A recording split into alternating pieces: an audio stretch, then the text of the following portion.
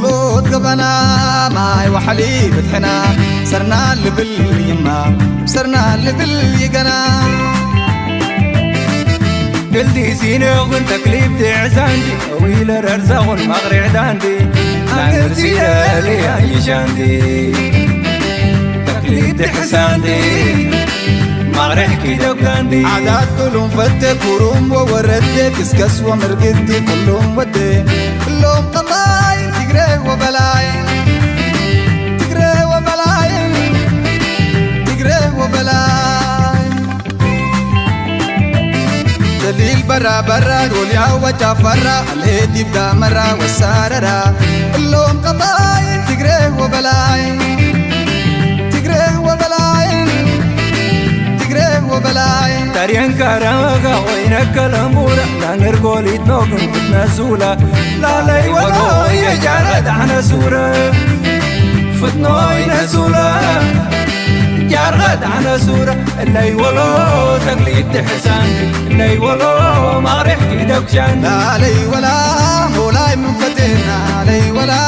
أتحب حابرنا اللي ولو تقليد تحسان لي ولا ما ريحكي دوكشاني لي ولا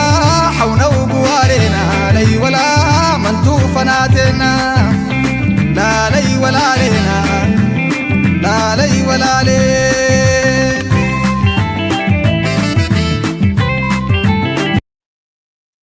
سلام تخطاتلتنا إذا channel كما تكونوا تبوك تكونوا ناي ووتر تمنيتنا يوم كم ووترو عبز channel زي استفل عليه تحستوتاتنا نغرب لكم اتي كما تون تكملوا درف دما أكتالنا يتسرحنا يو مخنياتو زاد درف زيا حدا بليناين حدا تقران بحدا خوينهم حونتنا يزهزبين نابو اليوم از درف سنيهم نبحك البخاتة كفيا اي وش كل سبب سمعا ولا تي بهراتنا توم سنة ببنياتات من ريميكس ناقبرو نتي هزبي بحدا كم تسوى كسعر خلو عبد العزيزن هبتاز رزقن بحدا خوينهم سرحوا اي بحكة صبغت سراح نيرا كم زي سراح زدما زيادة قتل لنا ناي ووترو تمنيت ناس لزغونه لومون كم ووترو اقدا سنزلو تحستوتات هزنا لكم قريبنا لنا بدرجة علم بزوبانا كم دما انتهي كادرلو اب بوليتيكا اب وتهدراوي اب قطبا اب كله اقدا سنزلو تحستوتات هزنا لكم قريبنا لنا كسام مودا تمسانا تسونيكم دما لعلا اقدا سنزلو تحستوتاتنا نقرب لكم لايك بمقبار تجمبركم دما اتزبل تسيو نايلومي من البات ابت مجمرتا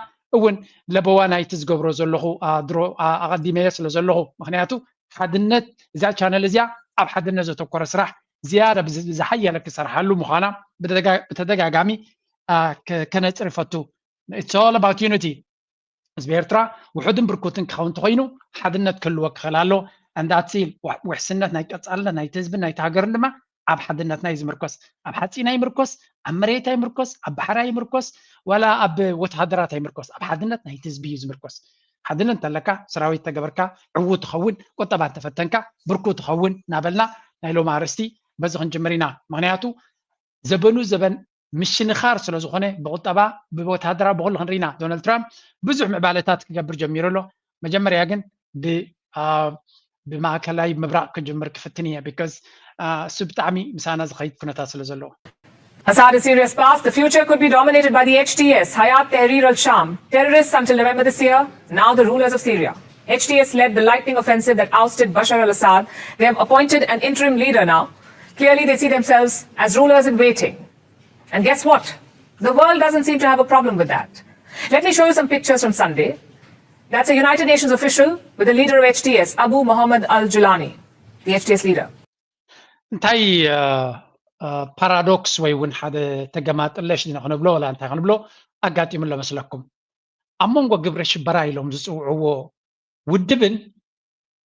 ويون كم حدا بلاك ليست غيرهم مازلو منغستي ويون ودب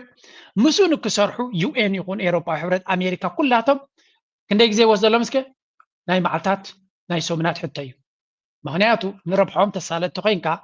قبرش براي قدسهم ولا قلي قدسهم إذا سبزي إذا حجنا UN وكيل متيز رح بوزلو تحرير معنا أوروبا حبرت ونز رح بوزلو أمريكا ونز رح بوزلو أبتلي استناتهم كسب حجي كم قبرش براي تمزجي بزلو لايك بوزو زخنا قبرش براي ترى قبرش براي كونن نهال القاعدة حدا جنيا قبرش براي تباهيلو كسب 10 مليون أمريكا برسو غيرهم لزلو يوم نزق تلسب 10 مليون دولار but for some reason مسوك صرحوا كلاتهم قم بحبحب للو ከምዚያ ጉንብሕብሕ ክብሉ እንተሰሚዕካ መጀመርያ ክትሓታ ዘለካ ስለምንታይ እንታይ ስለ ዘጋጠመይ ክንብል ኣለና ንስማዕ ሕጂ ዋላቲ ምሳቶም ዘታካዕ ዝነበረ ሚድያታት እዩ ነዚ ነገራት ብኣንክሮ ክዕዘቦ ጀሚሩ ዘሎ Now, these two men were discussing Syria's future. To give you some context, HTS was linked to the Al-Qaeda and ISIS. It was part of the United Nations terrorist list. It was also part of the American, British, and European terror lists. So what does that make the man who leads this group? I assume a terrorist.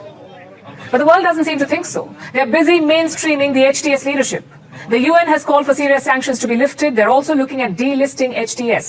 We will hopefully see a quick end to sanctions so that we can see really rallying around building. ሪዎም ኣለኹም እንታይ እዩ ዝነግረና ኣነ ህዝቢ ሱርያ ካብ ወሪድዎም ዘሎ ገዳ ክትንሱ ደስ ብለኒ ህዝቢ እንታይ በደለ ገዳ ንመንግስቲ ዘይኮነን ህዝቢ ዝብድል ክንደይ ግዜ ኣብዚ ቻነል ኢልና ኢና ስለዚ ገዳ ክልዓል ፅቡቅ እዩ ስለምንታይ ግን ከምዚ ክገብሩ ወሲኖም ሕጂ ኣብ ዝዋን እዚ እንድሕር ኢልና እቲ ኣብ ዓለምና ክልተ እዮም ዘለዎም ዝዓበይ ግብረ ሽበራ ዝበሃሉ ኣይሲስ ዝበሃል ሓደ ናይ እስላማዊ ስነ ተሓሳስባ ዘለዎ ወይ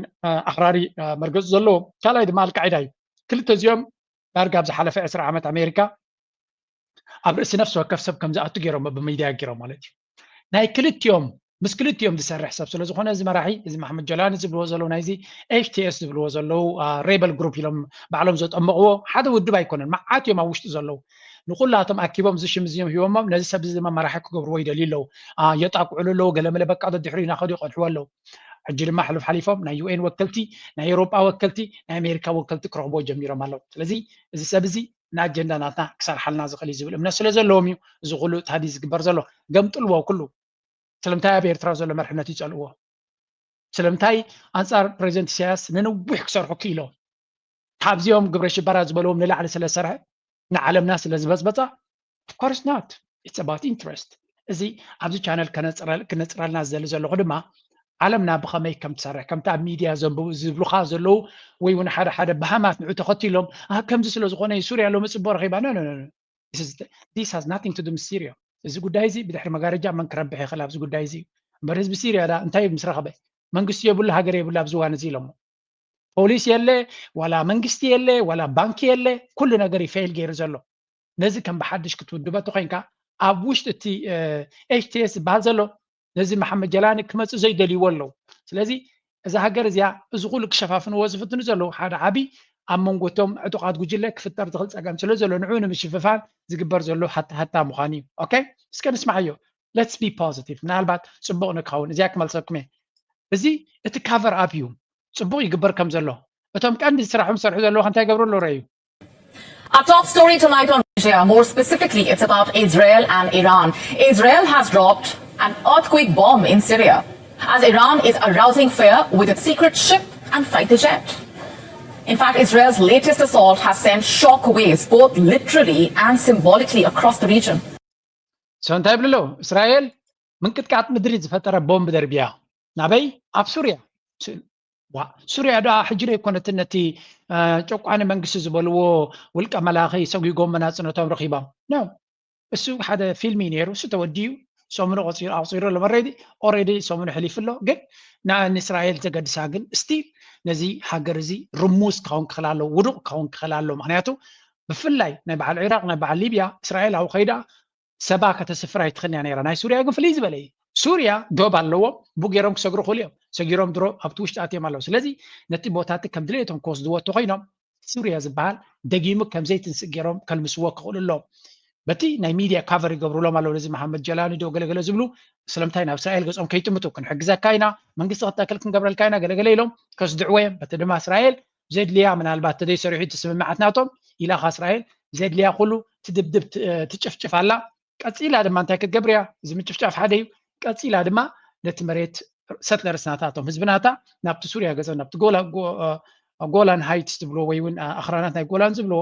ብዙሕ ፀጋታት ከም ዘለዎ ዝንገር እዩ ናብ ገጾም ክኣትዮም ክሓልፍዮም ካብ እውን ምክንያቱ ሱርያ ኣብዚ ሕጂ ዘላቶ ገፅ ኣብዚ ሕጂ ዘላቶ መልክዕ ብዙሕ ነገር ንእስራኤል ኣይኮነን ካልእ ንነብሳ ከማን ክትከውን ዘይትኽእል እያ ክትከውን ስለዚ እቲ ፕላን እንታይ ምዃኑ ናይ ምስሕፋሕ ሕልሚ ናይ እስራኤል ክትግበረሉ ዝኽእል ፕላን ስለ ዝኾነ እዩ ንቐፅል across the region. The massive airstrike in Syria's Tartus region on late Sunday night has drawn global attention, not just for its implications, its timing, but because the impact was felt on the Richter scale. So you can only imagine the impact it has actually had. More on that in just a bit. There are also two significant military advancements made by Iran. A drone carrier vessel and a combat-ready fighter jet that could be part of a calculated message to Israel and the West. Let's break all of this down for you bit by bit. سنتين نرزلنا እዚ ሕጂ ኩሉ እስራኤል ትገብሮ ዘላ ምንቅስቃሳት ምስ ምንታይ ዝያዳ ክርዝ ፍተን ዘሎ ኔክስት ፕላን ናይ እስራኤል ኣብ ስልጣን ዶናልድ ትራምፕ ምስ መጽ ክገብርዎ ዝሓስቡ ዘሎ ንኢራን ምህራም እዩ ንኢራን ምህራም ነቲ ስርዓት ኣብ ኢራን ዘሎ ንምቕያር ሓደ ካብቲ ናይ ነዊሕ ኣጀንዳ ናቶም እዩ ዘሎ ስለዚ ኣብዚ ዘበነ ዶናልድ ትራምፕ ኣብ ግዜኡ ምናልባት ኩናት ኣይጀምሮ ንኸውን ክንብል ከለና ማእከላይ ምብራቅ ኣውፂኢኻ ኢና ንዛረብ ዘለና ኣብ ማእከላይ ምብራቅ ፖሊሲ ናይ ዶናልድ ትራምፕ ክኸውን ዝኽእል ነተን በዓል ስዑድያ ኢማራት ገለመለ ንዓታተን ሰላም ብዘለዎ ከም ድሌተን ክገብራ ከም ዝኽእላ እስራኤል ድማ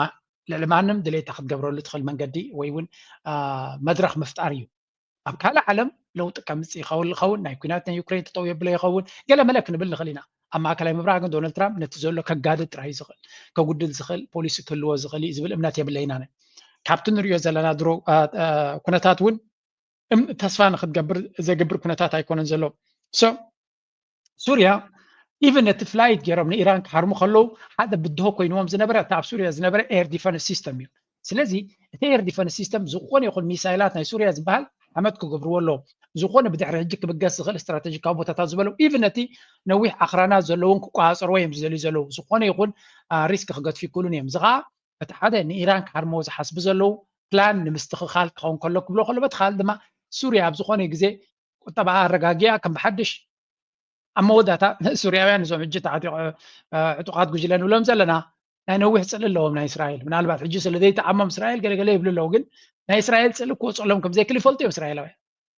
መሬቶም ተወሪሩሎም ምስ ተረጋጉ ገዝኦም ምስ ማሞቐ መግቢኦም ምስ ረኸቡ እንታይ ክዛረቡ ምዃኖም ክፈልጡ እዮም እዚ እቲ መሬቶም ተወሲዱ ኩሉ እቲ ኣጋጢሞም ዘሎ ክዛረብሉ ምዃኖምን ክሓትሉ ምዃኖምን ስለዚ እዚ ክመፅእ ስለ ዝኽእል ኮለ ጌና ቤላ ጌርካ ምርማሶም ይሓይሽ ዝብል እዩ እዚ እቲ ፕላናት እስራኤል ኔክስት ስቴፕስ ናታ ናብ ኢራን ክኸውን ከም ዝኽእል ኢራን ድማ ነዚ ነገር ዝፈሊጣ ምድላዋታት ትቕፅል ከም ዘላ ይድምት First, coming to the massive airstrikes by Israel. Israel launched the airstrikes late on Sunday in Syria's coastal Tartus region. These attacks reportedly targeted military facilities, including air defense systems and missile storage sites. The explosions were so powerful that a tremor of 3.1 on the Richter scale was recorded near Israel's Bamias in Golan Heights by the Geological Survey of Israel's Seismology Department at 11:49 p.m. local time on Sunday. ሰንታይም ዝብሉ ዘለዉ እቲ ብርትዕ ናይቲ ቦምባታት ተውርዶ ዘላ ወላ ኣብ ሊባኖስ ውን ሪና ነርና እዚ እቲ ቦምባታት ገለ እስራኤል ተውርዶ ምንቅጥቃጥ ምድሪ ዝመስል ኩነታት ከም ዝፈጥር ካብ ምሕር እቲ ክብደት ማለት እዩ ሕጂ እስራኤል እዚ ክትገብር ከላ ኣሜሪካ ትገብሮ ዘላ እቲ ሚሳይላት ናይ ኣሜሪካ እንጂ ኣሜሪካ ኣፅዋርያ ትፍትን ዘላ ለይተስቲ ኣፅዋርናታ ምናልባት ምስ ቻይና ክንዋጋ ንኽእል ኢና ምስ ራሽያ እውን ክንዋጋ ንኽእል ኢና ይብሉ ስለ ዘለዉ ሓደሽቲ ኣፅዋራት ናቶም ኣበዮም ዝፍትንዎ ዘለዉ ኣብ ቃዛ ፈቲኖም ክንደይ ኣፅዋር ድሮናቶም ገለመለ ኩሉ ቴክኖሎጂ ናቶም ኣብ ቃዛ ፈቲኖም እዮም ክንደይ ክቐትል ይኽእል ክንደይ ከሰንብድ ይኽእል ክንደይ ከሰንክል ይኽእል ኩሉ ፈቲኖም እዮም ብዙሕ ኣፅዋር ተፈቲኑ ኣብ ቃዛ ቀፂሎም ብሃገር ደረጃ ክሪእዎ ከለዉ ድማ ኣብ ሊባኖስ ድማ ፅቡቅ ገይሮም ፈቲኖም እዮም እቲ ሚሳይላቶም ኣየራቶም ገለመለ እዮም ተወሳኺ ኣብ ሱርያ ሕጂ ይገብርዎ ኣለዉ ኣብ ኢራን እውን ፈቲኖም እዮም ስለዚ ኣሜሪካ ኣብዚ እዋን እዚ ንኩናት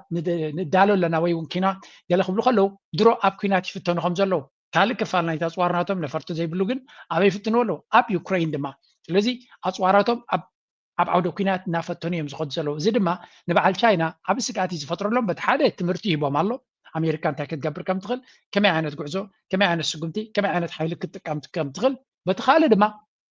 ስጋኣት ዝፈጥረሎም ከንታይ እዩ ኣሜሪካ ነቲ ኣፅዋራታ ኣብ ሪል ታይም ትፍትኖ ስለ ዘላ ኣድማዕነቱ ትርእላ ኣድማዕነቱን ጉድለቱን ትፈልጥ ኣላ ናይ ቻይና ግን ኣብ ሪል ባትል ቴስት ስለ ዘይኮነ ኣብ ኩናት ስለዘይተፈተነ ኣፅዋርናቶም ሰራዊት ናቶም ስቲል ፀገም ኣለዎም ስጋኣት ክህልዎም ከም ዝኽእል ዳትስ ዋይ ምስ ራሽያ ኣመና ዝቐርቡ ዘለዉ ምክንያቱ ራሽያ እታ እንኮ ተግባራዊ ተመክሮ ዘለዋ ሃገር ምዃና ኣብ ኩናት ኣብ ዝዋን ብርቱዕ ኩናት ተሳተፍ ዘላ ሃገር ስለ ዝኾነ justice system and that we don't see any It's not just the United Nations. The US has already made direct contact with the rebels, and Europe is planning the same. So, first, yes, we've been in contact with HTS and with other parties. We have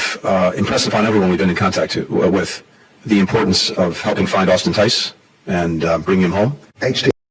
انتينا نرزلنا ناي بحق زغرمي كلاتهم بحدا اورجنايزد كوينهم ዝሰርሑ ምዃኖም ንኽንፈልጥ ኢለ ዘምጻልኩም ዘለኹ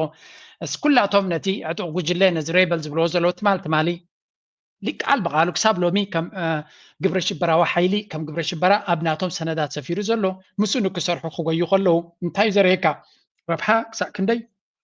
ንረብሖም ክሳብ ክንደይ ፍሌክሲብል ምዃኖምን ተቐላጢፎም ለውጢ ክገብሩ ከም ዝኽእሉን ምስ ረብሓ ክሳብ ክንደይ ከም ዝጓየዩ ኣብዚ እዋን እዚ ንርኢ ኣለና ኦኬ كلاتهم أمريكا UK كلهم سمعهم شعونا بكالار سكسجري and bring him home. HTS remains a prescribed organisation, but we can have diplomatic contact, and so we do have diplomatic contact, as you would expect. I've also tasked the European top diplomat in Syria to go to Damascus to make the contacts with.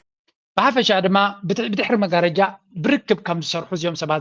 እዚኦም ሓይልታት እዚኣቶም ኢና ንርኢ ዘለና ኩሉ ዝገብርዎስ ሓደ ይበቃ ኣብ ዝኾነ ይኹን ክፈላለዩ ዘይክሉ ሓደ ምስጢር ናይ ዓወቶም ድማ እዚ ክንፈልጥ ዘለና ናይ ብሓቂ ኦርጋናይዝድ ኮይኖም ዝሰርሑ ምዃኖምን እቲ ኤውሮጳዊ ሕብረት ይኹን ዩኬይ ገለመለ ኣሜሪካ በቃ ኣሜሪካ ዝበለቶ ኣባ ከለዉ ኩላቶም ብሓደ እዮም ዝብልዋ እገዳ ክገብሩ ከለዉ ብሓደ ስለዚ እዚ ድማ እቲ ዝኸበደ ንራሽያ ይኹን ንቻይና ይኹን ንካልኦት ሓይልታት ከምዚ ናይ እዚኦም ኣወዳድባ ክሳብ ዘይፈጠሩ ንክትዕወት ኣንጻሮም ከቢድ እዩ ናይ ብሓቂ ከቢድ እዩ እዚኣቶም ብጣዕሚ ረቂቕ ብዝኾነ ሓበራዊ ዕላማ እዩ ዘለዎም ነቲ ሕማቕ ክገብርዎ ዝደልዩ ብሓደ እዮም ዝሃርሙኻ ብምልኦም በብወገኖም ምስ ሃረሙኻ ዋላ እቲ ህራምናቶም ንእሽተይ ተኾነ ብኩሉ መንገዲ ክመፅእ ከሎ ግን እሞኻ ንነዊሕ እዋን ክቕፅል ከሎ ብከምኡ ገይሮም እዮም ዝርምሱኻ ሕጂ እውን ኣብ ቻይና ተመሳሳሊ ታክቲክ እዮም ክጥቀሙ ዝፍትኑ ዘለዉ ናብ ቻይና ቁሩብ ዘፍርሖም ዘሎ እቲ ኣብ ቻይና ዝገብርዎ ተመሊሱ ንዖም ይሃርሞም ስለ ዘሎ እዩ ደክዕ ከምቲ ኣብ ራሽያ ዝፍትንዎ ዘለዉ ናይ ራሽያ ሬላቲቭሊ ድሓን እዩ ንቻይና ግን ከምኡ እንተገይሮም ተመሊሱ ዝያዳ ንዖም ክሃርሞም ከም ዝኽእል ስጋት ክፈጥረሎም ስለ ጀሚሩ ዘሎ እምበር ልክዕ ከምቲ ንራሽያ ገይሮም ዝርምስዋ ዘለዉ ንቻይና እውን ከምኡ ይፅበያ ዘሎ ዕድል ተረኺቦም ነገራት ከምቲ ፕላን ናቶም ተኸይድሎም ከምዛ ንራሽያ ብቁጠባ ኣጊዶም ወተሃደራዊ ኩነታት ድማ ዘዳኽምዋ ዘለዉ ኣብ ቻይና ክኾን ከሎ ታይዋን ክጥቀሙ እዮም ፊሊፒን ክጥቀሙ እዮም ገለገለ ሃገራት ኣባ ዘለዉ ተጠቒሞም ንዓታትን ከም ዝሕግዙ ምሲሎም ገንዘብን ገለመለን ፕሪንት ገይሮም ንሃቡ ነታ ቻይና ግን ብግዜኣን ብገንዘባን ብጉልበታን ኣብ ውጊ ከም ትፅመድ ይገብሩኻ ሽዑ ንስኻ ትኸስር ንሳቶም ግን ብዝተፈላለየ መንገዲ ዋላ ብገንዘብ ክኸስሩ ክእሉ ተገምቲሎም ግን መምፅኦም ኣይተርፍን እዩ ምክንያቱ ትሕቲ ቅርፆም ይዓኒ የለን ወይ እውን ህዝቦም ይመውት የለን እዚ ከዓ እቲ ፍቱን ዝኾነ ታክቲክ ናቶም እዩ ከምኡ ድማ ከመይ ኢሎም ይገማጠሉ ኣብዚ ፀኒዖም ኣብዚ ይቕይሩ ስለዚ ኣብ ፖለቲካ ሓቂ ንምዝራብ ከምዚ ናይ እዚኣቶም ለኽበጥበጥ ካየድሊ እዩ ምስ ረብሓኻስ ክትገማጠል ክትክእል ኣለካ ፅቂልካ ክገርፉኻ ዕድል ክትቦም የብልካ ንሳቶም በቲ ክመፁካ ከሎ በቲ ካልእ መንገዲ ክትፈጥር ኣለካ ወይ እውን ኣቐዲምካ እቲ ናትካ ኣጀንዳ ኣንፃሮም ክትከይድ ትደሊ እንተኮይንካ ኣቐዲምካ መርገፂኻ ከየነፀርካ ካልእ ፕላናትካ ክትዳልብ ክትክእል ኣለካ ሃንደበት ሓደጋ ተወዲቖም ካሳቶም ግን ክሳዕ ክንደይ ሓደጋ ክወጥቁ ከም ዝኽእሉን እንተነኺሶም ድማ ብኩሉ መንገዲ እናመፁ ነቲ ዝደልይዎ ዕላማ ንክሃርሙ ድሕር ዝብሉ ከም ዘይኮኑ እዚኣ ኩሉ ግዜ ኣብ ርስና ንሓዛ ምክንያቱ ከም ኤርትራውያን ዓበ ትምህርቲ እዚ ክንደ ኤርትራ ዝተበደለ ሃገር ኣይርኢን እየ ዘለኹ ፍኮርስ ጋዛ ተበዲሎም ኣለዉ ፈለስጢማውያን ልዕልና ተበዲሎም ክኾኑ ክእሉ እዮም ታባና ዝነዊሕ ግዜ እውን ተበዲሎም ክኾኑ ክእሉ እዮም ምክንያቱ ፀላኢኻ እስራኤል እንተኮይኑ ካብኡ ዝኸፍእ እውን የለን ሓቂ ንምዝራብ ካብ እስራኤል ዝኸፍእ ፀላኢ ክህልወካ ይክእልን ጭካንዮምን ክፍኣቶምን ከምኡ ድማ ሓይሎምን ደገፋት ዘለዎም ደገፍን ሪኢኻ ናይ ብሓቂ ከቢድ እያ ፀላኢኻ ከም እስራኤል ክኸውን ኤርትራ ግን ምናልባት ገለ ካብቶም በዚ ምዕራባዊ ዓለም ብዙሕ ዝተበደለት ሃገር እውን እያ ኣፅዋይ ንሕና ከም ኤርትራውያን እቲ ዝፅበየና ዕጫ ካብቶ ቅድሚ ሕጂ ዝሓለፈ ክፍለ ይክእልኒ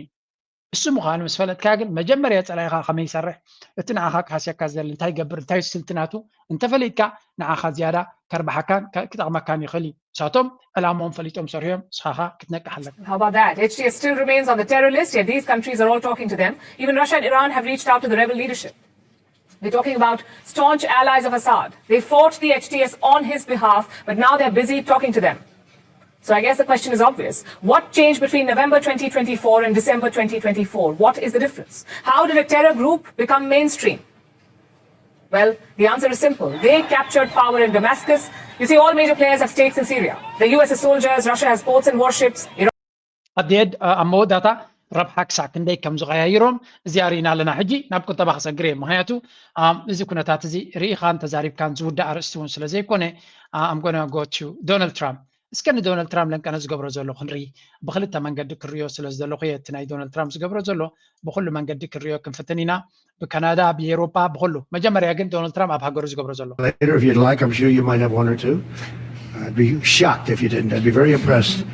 but I'm honored to welcome one of the most accomplished business leaders of our time, the founder and CEO of SoftBank, everybody knows, Masayoshi Son. Masa runs one of the largest companies in Japan and among the most successful investment and technology companies anywhere in the world, one of the most successful investors in the world. And we've just concluded a very productive meeting, and today I'm thrilled to announce that SoftBank will be investing $100 billion in America, creating 100,000 American jobs at a minimum. ريولهم دونالد ترامب درو كيمة خلو عبيت ديلس نهان أمريكا كعص ولا جمير له سوفت بانك زبالة في تشاينا أب تكنولوجي إنفست بمقدار فلوس زخونة بانك مالتيوم أب artificial intelligence أب تكنولوجي بزح إنفست ناقبره عبي كمباني بحفشة كندينا بأمريكا إنفست قبر تسامع له $100 billion $100 billion ناب أمريكا إنفست قبر كسب 100 شح سرح بوتات دماغ خافت ريولهم دونالد ترامب is a magnet تنزل كم تسخلي investment كسحب خلي كنب لكم كلنا فيزيو that's why do people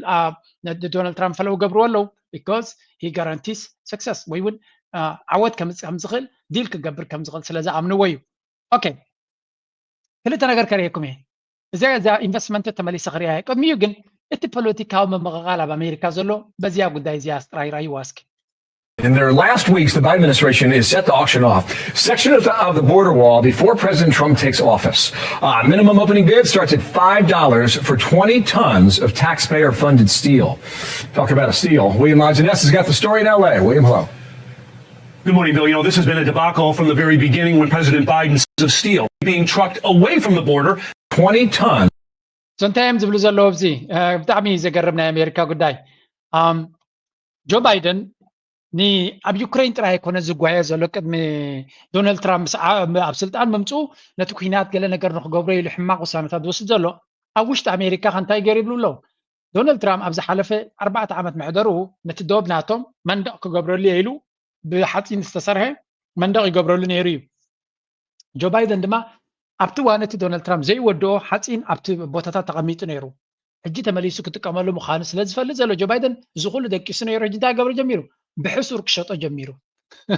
سلامتاي دونالد ترامب كيرخبو دونالد ترامب رخيبو نخيتقاملو وسيدو ناب كالوت بحسور واغا يشطولو كسع كندي اتي بوليتيكا اب قطبا حدغنيا كم زخون بزي خاطري እዚ ጉዳይ እዚ ከሸጦ ተኸይዱ ጆ ባይደን እንታይ ክኸውን እዩ ዶናልድ ትራምፕ መፅኡ ነቲ መንደቕ ክሰርሖ እዩ ነቲ ዶብ ክዓፅዎ እዩ ጆ ባይደን ድማ እቲ ዶብ ክዕፆ እንታይ ትረብሓና ኣይፈልጥን እየ እቲ ዶብ ክዕፆ እንታይ ገብር ኣሎ ነቲ ሓፂን ይሸጦ ኣሎ ብሕሱር እቶም ዝገዙ ዘለዉ ኸስከ ንምንታይ ገዝኡ ኣለዉ ኢሎም ወሲዶም ዶናልድ ትራምፕ ምስ መፅእ ክገዝኦ ስለ ዝኾነ ካብ ብሓንቲ ሳንቲም ገዚኦም ብ100 ክሸጥዎ ካብ ከም ዝኽእሉ ገይሮም እዮም ዝገዝዎ ዘለዉ እዩ ዝበሃል ዘሎ ክሳዕ ክንደይ ጌም ከም ዘላ ፖለቲካ እዚ ከዓ ነቲ መንግስቲ ኩሉ ግዜ ቁርጡ ክኸውን ከም ዘይክእል ኣብ ዲሞክራሲ ወላ እውን ኣብ ብዙሕ ግዜ እቲ ፕራይቬት ሴክተር ክምዕብል ክህብትም ዕድል ዝረክብ ተኾነ እቲ መንግስቲ ዝበሃል ኣብ ዲሞክራሲ ኩሉ ግዜ ብፍላይ ድማ ፖላራይዜሽን ወይ እውን ምትፍናን ናይ ፖለቲካ እንድሕር ወሲኽካ ኣሎ ካውንተር ፕሮዳክቲቭ እዩ ዝኸውን እቲ ሓደ ዝነጥቆ እቲ ሓደ የፍርሶ እቲ ሓደ ክጅምሮ ገለ ዘበገሶ እቲ ሓደ ጠጡ ይቆፅዮ ከምዚ እናበልካ ክትቅፅል ኣይትኽእልን ኢኻ ስለዚ እዚ ብፍላይ ድማ ኣብ ኣሜሪካ ክልተ ፓርቲ ጥራይ ስለ ዘለዎም እዚ ዓብዪ ሽግር ኮይኑዎም ዘሎ እዩ እጅብ ዝስምዕዎ Good morning, Bill. You know, there's millions of tons of steel. So where is it now? Well, huge sections we found yesterday being trucked away from the border, being sold as scrap for pennies on the dollar. Even though President Biden knows the incoming administration wants this material, he is selling it. Hundreds of tons of state-of-the-art finished steel wall for almost nothing at auction sites like this one near Tucson, meaning taxpayers will likely So እዚ ትሪእዎ ዘለኹም እዩ ወሲዱ ናብ ብሕሱር በቃ ብተብተብ ይሸጦ ከም ዘሎ እዚ ከዓ ዶናልድ ትራምፕ መፅኡ ነቲ ጉዳይቲ ንኸየሳልጥ ዝገብርዎ ዘለዎ እዩ ስለዚ ኣብ መንጎ እቶም ምሕደራታት ዝፍጠር ዘሎ ፀገም ናይ ብሓቂ ብጨረታ ከማን ዝሽየጥ ዘሎ ብሕሱር በቃ ዝረኸበ ሰብ እዩ ዝገዝኦ ዘሎ ዶናልድ ትራምፕ ብዛዕባ እዚ ብተሪር ተዛሪቡ ነይሩ ስለዚ Not just to the agents that are out there working, to the American public as a whole. They could have just left these panels alone. So last year, we know the Biden administration sold about 700 of these 30-foot steel segments for roughly $200 a piece, meaning taxpayers took a loss of about $10,000 for each bollard. Now, President Trump installed 455 miles of wall. Another 250 miles was under construction when Biden stopped the project, refusing even to fill in the gaps in the fence that border agents begged him because the migrants were coming through. I found this pile of materials near Yuma about 3 years. So ከም ትሪእዎ ዘለኹም ነቲ ዶብ ኣሜሪካ ዶባ ክትዓፁ ኣብ ዘበነ ዶናልድ ትራምፕ ነቲ ተሪፉ ዘለውን ክትዓፅዎ ምዃና እያ በዚ ኮይኑ በቲ ዶናልድ ትራምፕ መፅዩ ዋላ ብክቡር ገዚኡ ክገብሮ ምዃኑ ይገሊፁ ንመለስ ሕጂ ኣብቲ ናይ ቁጠባ ጉዳይ ጆ ባይደን ክሳዕ ክንደይ ኣበይ ኣብ ውግእን ኣብ ዕግርግር ምዃኑ ፎከስ ናቱ ዶናልድ ትራምፕ ድማ ናብ ቁጠባ ምዃኑ This because he feels very optimistic about of tomorrow. Our built creators say that they first I'm going to ask him to speak and just to say a few words. Masa, please. Thank you. Thank you. Very excited. እዚ ሲኢኦ ናይቲ ሶፍት ባንክ ዝበሃል ዘሎ 100 ቢልዮን ኢንቨስት ክገብር ዝሓስብ ዘሎ Very excited. I would really like to celebrate the great victory of President Trump. And my confidence level to the economy of the United States has tremendously increased with his victory. So because of that, I'm now excited to commit this $100 billion and 100,000 jobs into the United States. This is double of last time, as President Trump said. Because I say, oh, President Trump is a double down president. I'm going to have to double down, you know? So ዕሩኽቱ ስለ ዝኾኑ ኣብኡ ስለ ዝኣምኑ ኣብ ዝሓለፈውን ከምኡ ገይረ ነይረ ሕጂ ድማ ከምኡ ናብ ዝለዓለ ደረጃ ክንከይድ ንሓስብ ኣለና እዩ ዝብሎ ዘሎ ነዛ 100 ቢልዮን ኣዝዩ ብዙሕ ገንዘብ እዩ ነዛ 100 ቢልዮን ካ ዳብል ግበራ ይብሎ ኣሎ ዶናልድ ትራምፕ ዝስምዕዎ ኣብ ሓቂ ንኣሜሪካ እውን ኣገዳሲ ሰብ እዩ ዶናልድ ትራምፕ You know, my confidence level, because that has doubled down. So I am truly excited to make this happen. And of course, business is important, technology is important. But one more thing I'm really hoping is that this President Trump would make the world, bring the world into peace again. That's my additional hope. And I think ወላው ካብ ቢዝነስ ተኣምን እንተኾንኩ ዶናልድ ትራምፕ ልዕሊ ኩሉ ግን ዶናልድ ትራምፕ ነቲ ዓለምና ናብ ሰላም እውን ከምፅኣ ስለ ዝኽእል እምነት ኣለኒ እዩ ዝብል ዘሎ ናብ ኤሮጳ ክኸይድ የፅንሕ ኢለ ስምዑ ሕጂ ብዚ ክዘራረቡ ከለዉ ሓንቲ ነገር ኣላ ዶናልድ ትራምፕ ዝብሎ excited to go, you know, double down is not enough. Maybe, you know, go for more, right? That's what I'm going to ask him right now. Would you make it $200 million? Let's say. He can, believe it or not, he can actually afford to do that. እንታይ ኢሊ ሓተ ኣሎ ነዛ 100 ቢልዮን ሲ 100 ቢልዮን ክትገብራ ትኽእል ዶ ኢሊ ሓተ ኣሎ ኣብ ቅድሚ ጋዜጠኛታት ኢትስ ክሬዚ ማለት ኣዝዩ ብዙሕ ገንዘብ እዩ ዋላ ንኣሜሪካ እንተኾነ እዚ ዓብዪ ኢንቨስትመንት እዩ እዚ ልዕሊ ቢልዮን ኢንቨስት ዝገበረ ድማ ስፔሻል ትሪትመንት ክወሃቦ ከም ዝኾነ ኣዊጁ ነይሩ ስለዚ ሜክ ኣሜሪካ ግሬት ኣገን ክብል ከሎ ዶናልድ ትራምፕ ኢንቨስተርስ ክስሕብ ከም ዝኽእል ሰብ ንዑ ኣሚኑ ኣብቲ ሃገር መፅኡ ኢንቨስት ክገብር ከም ዝኽእል ስለዚ ምዚ ናይ ኤሮጳ ዘሎ ፀገማት ናይ ነዳድን ናይ ገለመለን ብዙሕ ኢንቨስተራት ናይ ኤሮጳ ንኣሜሪካ ክኸዱ ምዃኖም ፍሉጥ እዩ እዚ ኻ እንታይ ገድፋ ንኤሮጳ ዓበ ብኮ ክገድፈላ ጃፓን ባዕላ ዓበ ሽግር ስለ ዘለዋ ካብ ጃፓን ወፂኦም ቶም ካብ ኮርፖሬሽንስ ናብ ካልእ ዓለም እዮም ዝኸዱ ዘለዉ ናብ ቻይና ይኸዱ ነይሮም ምስ ቻይና ሽግር ስለ ዘሎ ሕጂ ናብ ኣሜሪካ እዮም ክመፁ ስለዚ እዚ እቲ ፖሊሲ ናይ ዶናልድ ትራምፕ ነዚ You know, he's now asking to do more. I think, you know, with your leadership, my partnership with you, with your support, I will try to make it happen. That's good. All right, 200. He'll make it happen. 200 ቢልዮን ዲል ረይዎ ይስዕቁ ካሎ 200 ቢልዮን ኢዛ ንኤርትራ 200 ግዜ ክቀያይራ ዝኽእል ገንዘብ እዩ ግን again you really need to attract investors ብዛዕባ ኢንቨስትመንት ናይ ኤርትራ ናይ ኤርትራውያን ኣብ ድሕሪት ክዛረብ ስለ ዝኾንኩ እዚያድሓን ኣብዚ ንራያ እዚ በቲ ሓደ ክኸውን ከሎ ናይ ዶናልድ ትራምፕ ፖሊሲ ንካልኦት ሃገራት ከንታይ ይገብር ኣሎ ካናዳ ረይዎም እንታይ ኣጋጢሞም ኣሎ ሕማቅ መርሕነት ዋላ ኣብ ጥቃ ኣሜሪካ ከለዉ እንታይ ይገብሮም ኣሎ ረዩ We tax them. And no, we're going to be doing things. We're going to be treating people very fairly. But the word reciprocal is important. If they want to charge us, that's fine, but we're going to charge them the same thing. That was US President-elect Donald Trump earlier today talking about his favorite word, tariffs. As his inauguration creeps closer, Trump is still threatening to slap huge taxes on foreign imports. And he doesn't just have China in his sights. He's also called out his North American neighbors, Mexico and Canada. So Donald Trump እቲ ታክስ ክገብር ወይ እውን ታክስ ክሃርም እየ ክብል ከሎ ነቶም ንበዓል ቻይና ንበዓል ካልኦት ጥራይ ኣይኮነን ብትኽክል ነቶም ጎረባብቱ ሜክሲኮ ይኹን ካናዳ እውን ክገድፎም ከም ዘይኮነ ብፍላይ ካናዳ ድማ ራዕዲ ሒዝዎም ኣሎ ክልክዕ ከም ኤሮጳ ማለት እዩ እስከ ስምዕዎም ኣብዚ ያለን ኣብ ካናዳ ናይ መርሕነት ፀገም ኣጋጢሙ ኣሎ Today the tensions over Trump's tariff plans triggered a political drama in the Canadian capital Ottawa with the sudden resignation of Finance Minister Chrystia Freeland. Freeland served as Prime Minister Justin Trudeau's deputy and had been due to present autumn economic numbers in Parliament today. The two had clashed in recent weeks over fiscal policy issues including how to زيات ريواز اللغم ناي كندا فاينانس مينستر يا بتاعت مرحنت ناي جاستين ترودو ኣብ ካናዳ ዘለዎም ዝያዳ ክትፈርድዎ ትኽእሉ ግን ሓደ ሕማቕ መራሒ ምዃኑ ዝንገር ካብቶም ግሎባሊስት ስለ ዝኾነ ንሳቶም ዝበልዎ እዩ ዝገብር ነታ ሃገር ብዙሕ ፀጋታት ዘለዋ ብዙሕ ማዕድና ዘለዋ ፀጋታት ተጠቂማ ንቅድሚት ከይትኸይድ ሓፃፂሩ ሒዝዋ ነታ ሃገር ኣብ ሽግር ዝወቱ ዘሎ ኣይዶኖ ንክንደይ እዩ ኣብ ስልጣን ፀኒሑ ዘለውን ኣይፈልጥን እየ ኣብዚ እዋን እዚ ግን ልክዕ ከምቶም ካልኦት መራሕቲ ኣብ ኩናት ናይ ዩክሬን ዘጣቅዑ ንቁልቁለት ዝፀጥፉ ዘለው ሓደ ካብኣቶም ክፀድፍ ምዃኑ ዝንገረሉ ዘሎ እዩ ስለዚ እዛ ሚኒስትር ፋይናንስ ናቱ ነቲ ባጀት ንሱ ከፅድቆ ዝሓለፈ ኣብኡ ምስምማዕ ስለዘይተፈጥረ ጠሊማቶላ ገሪፋቶ ታልያላ እዚ ከዓ ነፍሱ ዝካለ ሸቐልቀል ኣብቲ ኣብ ምሕደራ ናይ ትሩዶ ኣብ ካናዳ ፈጢሩ ኣሎ ካናዳ ዘለዉ ዝያዳ ከም ዝፈልጥዎ መነባብሮ ኣብ ትሕቲ እዚ መርሕነት ናይዚ መራሒ እዚ መነባብሮ ናይ ካናዳ ኣዝዩ ከም ዝተበላሸወ ቁጠባ ናይ ካናዳ እውን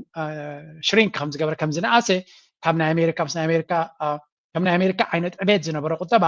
ንድሕሪት ክጉተት ከም ዝገደዶን እቲ ዝሕዝን ክፋልከ ኤሮፓ ከምኡ እንተኾነስ ድሓን ፀጋታት የብሎም ገለ ክትብል ትኽእል ኢኻ ካናዳ ክንዲ ናይ ኣሜሪካ ወይ እውን ካብኡ ዝበዝሕ ፀጋታት ዘለዎ ሃገር እያ ግን ሕማቕ መርሕነት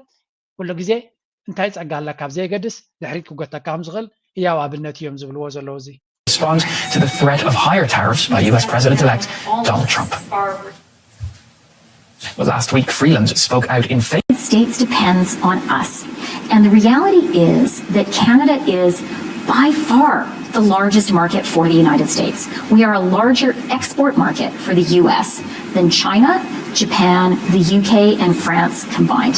That is a big deal. So Canada خانتا يبلو نيرم ذا Minister Finance ما كم تبلو زلا دونالد ترامب كفراره غليوغن بعين حقي كندا أزيو أقدس عراقنا أمريكا ስለዚ ታሪፍ ገብር ተጀሚሩ ንሕና ድማ መንጋጉ ክንሃርመ ንኽእል ኢና ስለዚ ካብኡ ንላዕሊ ንሕና ሌቨሬጅ ኣለና ወይ ዓቕሚ ኣለና ብባል ዛሪባ ነይራ ግን እቲ ጃስቲን እቲ ፕራይም ሚኒስተር ማለት እዩ ነዚ ናታ ምኽሪ ክሰምዖ ስለዘይከኣለ ምስኡ ክትረዳዳእ ስለዘይከኣለት ካብ ስልጣና መሪፃ ኣላ ስለዚ እዚ ድማ ናይ ምሕደራ ቅልውላው እዚ ኩሉ ቅልውላው ንሪኦ ዘለና ኩናት ናይ ዩክሬን ዘበገሶ እዩ ብኡ ዝጀመረ ኖ ቅድሚ ነይሩ እንዲሁ ግን ኩናት ናይ ዩክሬን ነቲ ኩሉ መርሕነት ኣብ ኤሮጳ ዘሎ ከምኡ ድማ ኣብ ኣሜሪካ ዘሎ ንኩላቶም ኣብቲ ኩናት ዩክሬን ዘጣቅዑ ዝነበሩ ጆ ባይደንን ካማላን ከመይ ገይሮም ቀይሕ ካርድ ወሲዶም ተገሊፎም ኣብ ዓዲ እንግሊዝ ዝነበረ ፕራይም ሚኒስተር እቲ ሪሺ ሱናክ ምስ መንግስቱ ምስ ፓርቲ ናቱ ተገሊፉ ድሕሪኡ ዝመፀ ድማ ዝገደደ ስለዚ እዚ እውን ብግላፉ ይተርፎን እዩ ኣብ ጀርመን ጀርመን ካበልኩም ለትስ ጎ ቱ ጀርመን ነፍሱ ዝካለ ሽግር ኣጋጢሞ ኣሎ ኣብዚ ስምዑ lose a historic no-confidence vote this Monday, paving the way, therefore, for the country to hold early elections next February. Scholz's three-party coalition collapsed last month when the Chancellor fired his finance minister, prompting the neoliberal Free Democrats to quit. It came after months of infighting over fiscal priorities and ideological differences. ናይ ጀርመን ቻንስለር ድማ ኦላፍ ሾልስ ማለት እዩ ቮት ኦፍ ኮንፊደንስ ትባይቶ ናይቲ ሃገር እሱ ነዚ ሃገር ክመርሓ ዓቕሚ ኣለዎ ዶ ኢሎም ድምፂ ምስ ሃቡኖ ዓቕሚ የብሉን ክእለ ኣለዋ ብዝብል ኣድሚፆም ካብ ስልጣኑ ኣባሪሮም ኣለዉ ተመሳሳሊ ኣብ ፍራንስ ዘሎ መራሒ ልክዕ ከምኡ ዕጫ ኣጋጢሞ ኣሎ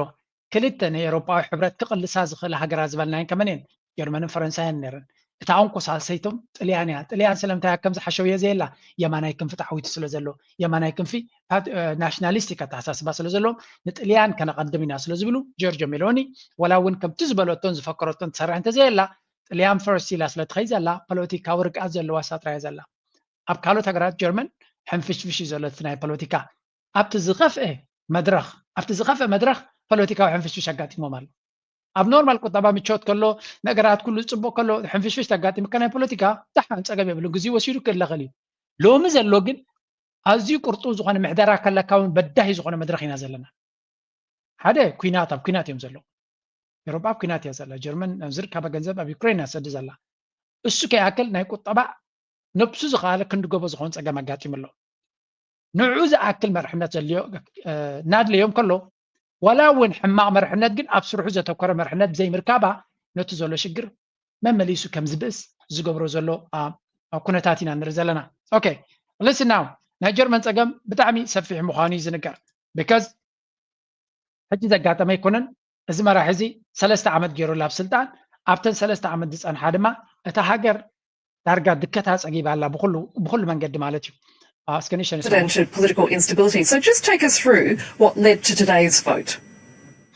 Yeah, as you already mentioned, the three-way coalition of Liberals, Social Democrats, more for defense. So there's many needs, but very limited resources. Now, here in France, we're also dealing with political and economic chaos. So what does it mean for the EU to have two of its leading member states?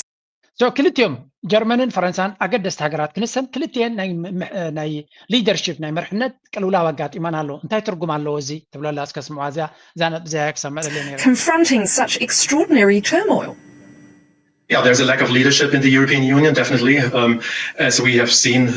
and I mean, there's this ongoing crisis in France, and the French-German engine was always of the essence when it was about keeping the European Union running and keeping the European economy running. So I think it's a very severe situation, in particular when you look at what's happening in the United States with the advent of Donald Trump again as a president, who probably is going to So እንታይ እዩ ዘጋጥም ዘሎ ዶናልድ ትራምፕ ዓበይቲ ኢንቨስተራት ናብ ዓዱ ይስዕብ ኣሎ ካብ ጃፓንን ካብ ኤውሮፓን ካብ ኤውሮፓ እኮ ነዊሕ እዮም ገይሮም ክኸዱ ብፍላይ ካብ ጀርመን ብዙሕ ካምፓኒታት ዓበይቲ ካምፓኒታት ብሰንኪቲ ዘሎ ናይ ፖሊሲ ፀገም ከምኡ ድማ ናይ ፀዓት ሽግር ገጅፍ ኢንቨስትመንት ንኣሜሪካ ከም ዝኸደ እዩ ፈትዩ ዘይኮነ ብግዴታ ዳርጋ ምክንያቱ ባይደን ልክዕ ንዖም በዚ ብነዳዲ ክሓፅሮም ከላብኦም ድማ ናይ ግሪን ዶ ናይ ገለ ኢሉ ኢንቨስተርስ ተመፅኦም ኣብ በነፊት ክቦም የገለገለ ስለ ዝበሎም ብዙሓት ካምፓኒታት ካብ ጀርመን ሓፂኦም ናብ ኣሜሪካ ሪሎኬት ገይሮም ማለት እዩ ናይ ጀርመን ካምፓኒታት ሰርቫይቭ ክገብሩ እንተኮይኖም ገሊኦም ንቻይና መሪፆም ገሊኦም ድማ ንኣሜሪካ መሪፆም ሕጂ ድማ ዶናልድ ትራምፕ መሊሱ ነቲ ኩነታት ነቶም ናብኡ ድመፁ ልዕሊ ቢልዮን ኢንቨስት ዝገበሩ ብዙሕ ሓለፋታት ክገብረሎም ምዃኑ ይነግር ኣሎ ኤውሮፓ እንታይ ገብር ኣሎ ናቲንግ ዝኾነ ይኹን ኢንቨስተር ክስዕብ መን ይኾን ኣብ ኤውሮፓ መፅኡ ኢንቨስት ክገብር ኣብ ዝዋን እዚ ሓደ ፀዓት ናቱ ሰማይ እዩ ካልኣይ ሰራሕተኛታት ብዙሕ ደሞዝ ዝፅበዩ ውሑድ ሰዓታት ዝሰርሑ it's very difficult ኩናት ኣብ ዙርዮም ኣሎ ነቲ ኩናት ጠጠው ከብሉ ዘይደልዩ ዓብ ገንዘብ ኣብ ኤውሮፓ ኢንቨስት ክገብር ዝደሊ ኢንቨስተር ኩሉ ይክልኒ ኣብ ዝዋን እዚ ምናልባት ኣብ ኤውሮፓ ፍሉይ ዕዳጋ ዘለዎ ንኣብነት ቻይና እቲ ናይ ግሪን እዞም ናይ ኤሌክትሪክ ካርስ ናቶም ኣብ ቻይና ኣብ ኤውሮፓ ክሸጥዎ ይደልዩ ስለ ዘለዎ ግድን ድማ ፋብሪካ ብኤውሮፓ ተዘይከፊትኩም ክሸጡ ይትኽእሉን እዮም ክብሉ ይብሉ ስለ ዘለዎ ኣብ ገለገለ ኣብ በዓል ሃንጋሪ ስሎቫኪያ ከምኡ ድማ ኣብተን ናይ ምብራቅ ኤውሮፓ ስፔን እውን ገለ ኣብኡ ክኸፍቱ ጀሚሮም ኣለዉ እዚ ከዓ ነቲ ዕዳጋ ገና ዘይተንከፍዎ ዘለዉ ክምዝምዝዎ ስለ ዝደለዩ ጥራይ ካብ ወፃኢ ናብ ኤውሮፓ መፅኡ ኢንቨስት ክገብር ክመርፅ ዝኽእል ዓብዪ ኢንቨስተር የለን እዚ ኩሉ እናሃለወ ግን ኤውሮፓ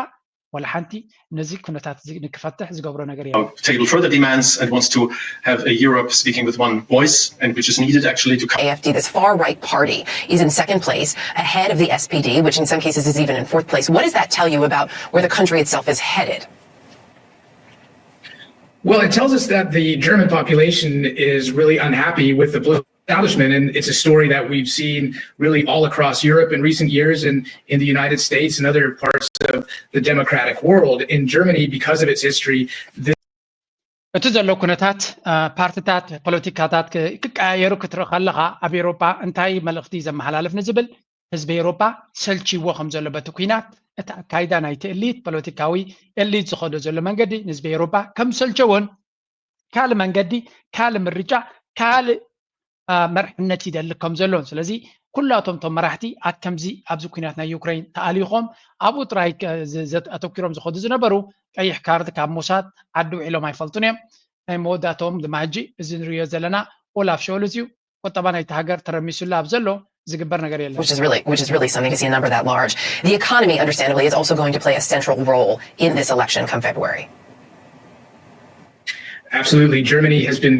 experiencing really high inflation in recent years in the wake of the pandemic, similar to what we've seen in the United States. But beyond that, the German economy has been stagnating for 5 years. The German economy has only grown 0.1% since 2019. That compares to 12% real growth in the United States over that period. And if you look at what just happened to the Democrats, you can see that the economic issues in Germany. So, ከም ንሪኦ ዘለና ቁጠባ ናይ ጀርመን ካብ 19.05% ጥራይ ክዓቢ ኺኢሉ ናይ ኣሜሪካ ብመንፅሩ ኣብቲ ግዜቲ 12% ክዓቢ ከም ዝኻለ ስለዚ እዝን ወዲ እዝን ድማ ነቲ ህዝቢ እናዘፈሉ ይብላ ኣብ ጀርመን ኣብ ኣፍንጮኦም ከም ዝበፅሖምን እሞ ነቲ መርሕነት ይብንቅርዎ ከም ዘለዎ ኢና ንርኢ ዘለና ናብ ቁጠባ ክንሰግር I'm high on continued enthusiasm over the new administration, policies. Here's what President-elect Trump told our Jim Cramer during his visit right here to the New York Stock Exchange just last week about crypto. Your embracing of crypto. By the way, ab na crypto أبز حلفة فيديو ناتي ريكورد إلى نيرة نتا ريكورد ون كم زحلفة تابيت كوين مهنياتو ناب 100 شمنتن درجة بتيحة كم استمل سترينا لنا سلزي إتي ناي أبز دقيق أنا فيديوز قبل لزلو هوان 100 شوعة شحن كبابي حمشت 100 يا زلا سلزي تمالتي ناب 100 10 جزء تبوش تجميرو خمزلون and we will see نابي جزء بس كم تغل توم كالوتون نلعب جزء كماتسو كم استرايون إثريوم ون all time high كم زهرمه يزن جرزلو تايزر يكازي إتي ناي كريبتو سيرج بلون العالم موتا بعابيو يقتل كم زلون زخا نابنا زازر باب زي أمتي أمات أنه ترى يسمعوا دونالد ترامب لنكنه زبالة زبالوا Your embracing of crypto, very different from the previous administration. Strategic Petroleum Reserve like for crypto? Yeah, I think so. We're going to do something great with crypto because we don't want China or anybody else, not just China, but others are embracing it and we want to be the head. سنتايلو أب كريبتو بزوك الدفع مخانكا حبير كانيركا كمي تبلانات كايلو هي ساب كريبتو بزوك نسري هنا مغنياتون هنا انت زي غيرنا كالوت كقبرو يوم كالوت كقدمنا يوم كنقدم كاين دليلنا سلازي اب كريبتو ناي كريبتو كابيتال كقبرين امريكا بمبال نتي استراتيجيك كريبتو بيتكوين ريزيرفز بحال زنبره دما نعون كتكبرو مخانو كنفرم غيروا سلازي እዚ ኩሉ ዜናታትን ሓበሬታ ድማ ሓደ ንጹር ዝኾነ ፖሊሲ ንኽወፅእ ክሕግዝ ስለ ዝኾነ እቲ ቡሊሽ ብልዎ ዝኒውስ እዚ እዚ ኩነታት እዚ ነቲ ማርኬት ንላዕሊ ገፁ ንክኸይድ ዝገብሮ እዩ again እቲ ፕሮጀክሽንስ ዘሎ ክሳብ መወዳእታ ናይዚ ዓመት ናብ 125 ክሳብ 30 ዘሎ ክዲብ ከም ትኽእል ዝንገር ዘሎ ብዓብዪ እቲ ካልእ ፕሮጀክሽንስ ግን ዝበለፀ ምዃኑ ናይ ክሪፕቶ ዝበለፀ ሰብ ክዛረብ ከለኹ ሰምዖ እዮም እንጂ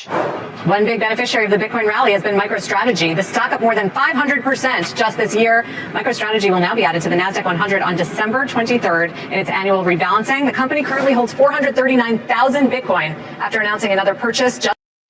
So MicroStrategy Michael Saylor ድማ ለንከነጥራይ ምናልባት ላዕሉ ደይብሉና ተባህለ ከሎ ተማሉ ዲ ገለ ሓደ ክንደይ ዝኾና ክሪፕቶ ቢትኮይን ከም ዝገዘ ዝንገር ዘሎ ሓደ ካብቶም ቤስት ፐርፎርመርስ ኣብቲ ስቶክ ማርኬት ዝበሃል ቀዳማይ ፐርፎርመር ምናልባት ናይ ዝሓለፈ 12 ኣዋርሕ ንሕር ወሲድካ ሜይቢ ኤንቪዲያ ዝበሃል ካምፓኒ ክሓልፎ ዝኽእል እምበር ማይክሮስትራቴጂ ብጣዕሚ ዓብዪ ውፅኢት እያ ከተመዝግብ ክኢላ እዚ ከዓ ካልእ ምስጢር ስለ ዘሎም ኣይኮነን ኣብ ቢትኮይን ኢንቨስት ስለ ዝገበሩ እዩ This morning, joining us is MicroStrategy co-founder and executive chairman Michael Saylor. Wow, you're the guest of the moment. So is there a limit to how much Bitcoin you're going to acquire? No, I've said we'll just keep buying the top forever. Every day is a good day to buy Bitcoin. We look at it as Cyber Manhattan. I would have bought Manhattan 100 years ago, 200 years ago, every year for the past 300 years. دايلاتو حجي خمان متقربا بيتكوين غزي خانيركا ما اسيهم كتدو مغزا ناي مودا تما اسيهم كتغزيلوس كل غزي خغزي ابزو خون يكون واغا كنغزينا كغزو خلو حدا خلتي بلكم يلغون 15 بيتكوين قال ملنا بليونات انفستمنت يوتي زربان زرب زلنا ስለዚህ ቀጻሊ እና ገዘይ ዝኸይ ዘሎ ተዕላማ ድማ እንታይ እዩ እዚያ ስእሊ እዚያ ዘክርዋ ኣብዛ ስእሊ እንታይ ንርኢ ኣለና ጠቕላላ ቢትኮይን 21 ሚልዮን እዩ ዘሎ እንድሕር ኢልና 57 ክፋል ናይዚ ቢትኮይን መን ውንኖ እስከ ሃገራት ኣይኮነን ግለሰባት እዮም ዝውንንዎ 57% ግለሰባት ኢንዲቪጁዋልስ እዮም ዝውንንዎ ድሕር እዩ ካልኣይ ዝዓበየ ክትብሎ ትኽእል 17% ጠፍዩ እዩ 17.6% ናይ ቢትኮይን ዋና የብሉን ጠፍዩ ኣብቲ ቼይን ኣሎ ዋና ግን የብሉን ስለምንታይ ኣብ ወለት ናትካ ቀሚጥካ ሲክሬት ኮድ ናትካ እንድሕር ኣጥፊኻያ እቲ ገንዘብ እትጠፍዩ እቲ ኮይን ኣብቲ ቼይን ኣሎ ምናልባት ምስ ግዜ ምስ ቴክኖሎጂ ዋናታት ይረኽብዎ ኮኑ ኮን ነቲ ኮድ ወይ ገለ ደልዮም ክረኽብዎ ይኽእሉ ኮኑ ግን 17% ናይ ቢትኮይን ዋና የብሉን ሎስት እዩ ዝበሃል ድሕሪ ኢኻ ትመፅእ ማይነርስቶም ዕደና ናይ ቢትኮይን ዝገብሩ 3.4 ክኾኑ ከለዉ ሳቶሺ ነታ ቢትኮይን ዝመሃዘ ዝበሃል ሳቶሺ ናኮሞቶ ዝበሃል ናቱ ወለት ኣለዎ ንሱ 5.2% ይውንን መንግስታት ኣበይ ኣለዉ 2.7 እዮም ዝውንኑ ኢቲኤፍስ በዓል ብላክ ሮክ ኣብዚ ሕጂ ከባቢ ክንደይ ይውንኑ ከም ዘለዉ 3.9 በፂሖም ኣለዉ ካምፓኒስ ድማ ከም በዓል ማይክሮስትራቴጂ 3.6 ስለዚ ዝበዝሐ ቢትኮይን ግለሰባት እዮም ዝውንኑ ሃገራት ኣይኮኑን ስለዚ እዚ ዓብ ለውጢ ክህልዎ እዩ ምስ ግዜ ማለት እዩ ዓብ ትርጉም ክህልዎ እዩ እዚ ንሪኦ ዘለና ብመንግስታት ደረጃ ክንርኢ ከለና ድማ ኣብዚ ትሪእዎ ኣለኹም ቻይናን ኣሜሪካን ዝበዝሐ ቢትኮይን ዘለወን እየን ካብ መንግስታት ኣሜሪካ 198,000 ቢትኮይን ክህልዎም ከሎ ቻይና ድማ 194,000 ኤሮጳ ድማ ኣብዚ ኣይትሪኦም ኒኻ ስለዚ እዚ ኩሉ ምስትውዓል ዘድልዮ እዩ እስከ ንእሽተይ ንስማዮ ድሕሪኡ ክንሰግር ኢና ኣብቲ ናይ ሎካል ኒውስ a little bit more than the person that bought Manhattan before you, but it's always a good investment to invest in the economic capital of the free world. Do you think that Trump is serious about creating this Bitcoin reserve, and how would that work? I think he is. And, you know, if you እንታይ ክብለኩም ደልየ ዶናልድ ትራምፕ ኣብቲ ስትራቴጂክ ሪዘርቭ ናይ ቢትኮይን ዝበሃል ይገብር ድኸውን ይብሎ ኣሎ እዚ ነጥብታት እዚ ድማ ነቲ ዋጋ ንላዕሊ ገፁ ዝደፍእዎ ዘለዉ ኣብ መወዳእታ ኣነ ኩሉ ግዜ ኣብዴት ክበኩም እየ ኣብዴት ድማ ዕዳጋ ክንደይ ውዒላ ናበይ ከይዳ ደይኮነ ነቲ ዕዳጋ ክልውጥ ዝኽእል ዜናታትን ፍጻሜታትን ሕውስ እናበልኩ ክበኩም እየ ትደልይዎ ተኮይንኩም ኣብ ኮሜንት ሰክሽን ግደፉለይ ዘይትደልይዎ ተኮይንኩም ከዓ ኣብቲ ብዙሕ ናይ ትርኢቶ ተበጊሰ ውሳነ ክወስድ እየ ናትኩም ርኢቶ ኣብ ድሕሪ ግደፉለይ ኢኹም ሕጂ ናብቲ ናይ ዞባና ኩነታት ክንሰግር ክንፍትን ኢና መጀመርያ ክልተ ነገራት ክንርኢና ንጉዳይ ናይ ኣፍ ደገ ባሕሪ ጎስጓሳት ናቶም ብዝለዓለ እዩ ዝቕፅል ዘሎ ነዚ ኣፍ ደገ ባሕርና እንታይ እዮም ዝደልዩሉ ዘለዉ አይፈልጥን ግን እስማየም ደሃን ህልምና ይባህር ለውም ጉዳይ የፋይዳ ጉዳይ አይደለም። አሁን የህልውና ጉዳይ ነው። ጅቡቲ ላይ 11 ሀገሮች አሉ ሚሊተሪ ይዘው እና አሜሪካ እና ቻይና እና ፈረንሳይ ሳይቀሩ ማለት ነው። እነዚህ ሀገሮች በሺህ ኪሎ ሜትር አቋርጠው እዚህ ሲመጡ ኢትዮጵያን ደህንነት ሊጠብቁ አይደለም፣ ወይም ጅቡቲ ሊጠብቁ አይደለም፣ ኤርትራ ሊጠብቁ አይደለም። አነ ዝገርመንሲ ኣብ ጅቡቲ 7 ሃገር ኣሎ 8 ሃገር ኣሎ ክብሉ ከለው ኣብ ጅቡቲ ዘይኮነ ወደብ ዝጥቀሙ ዘሎ ከመም ሻምናይ ወይ ታሽዓይ ዘይኮነ አቡ እንታይ ሽግሮም ዞም ሰባ ዚያተማ ነገር መኒ እንድሕሪ ጅቡቲ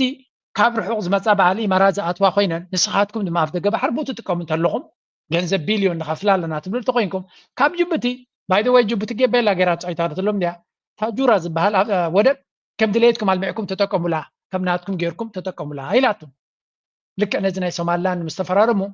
ናይ ሶማሊያ ሚኒስትር ጉዳያት ወጻኢ ሓዳሽ ወደብ ሓዳሽ ደሴት ያ ወላ ኣብ ደገ ባሕሪ ወደብ ያ መስለኒ ነዚ ቦታ እዚ አልሚዕኩም ማዕቢልኩም ተጠቀሙሉ ዝማዕበለ ይኸማን ግን ገለ ክፋላት ወሲኽኩም ከም ናትኩም ጌርኩም ክትጥቀሙሉ ኣብ ደገ ከፊትናልኩም ኣለና ኢልዎም ምክንያቱ ጅቡቲ ሓልዮት ናይ ኢትዮጵያ ይኮነ ዘዛርቦም ዘሎ ኢትዮጵያ ነቲ ኣብ ደገ ባሕር ናቶም ገዲፎም ናብ ሶማሊላንድ ተኸይዶም ዓብ ክሳራ ከጋጥሞም እዩ ዓብ ክሳራ ስለ ዝፈርሁ ዘለው ከይከዶ ከሎ ንሕና ስጉም ገለ ነገር ክንገብር ኣለና እዮም ዝብሉ ዘለው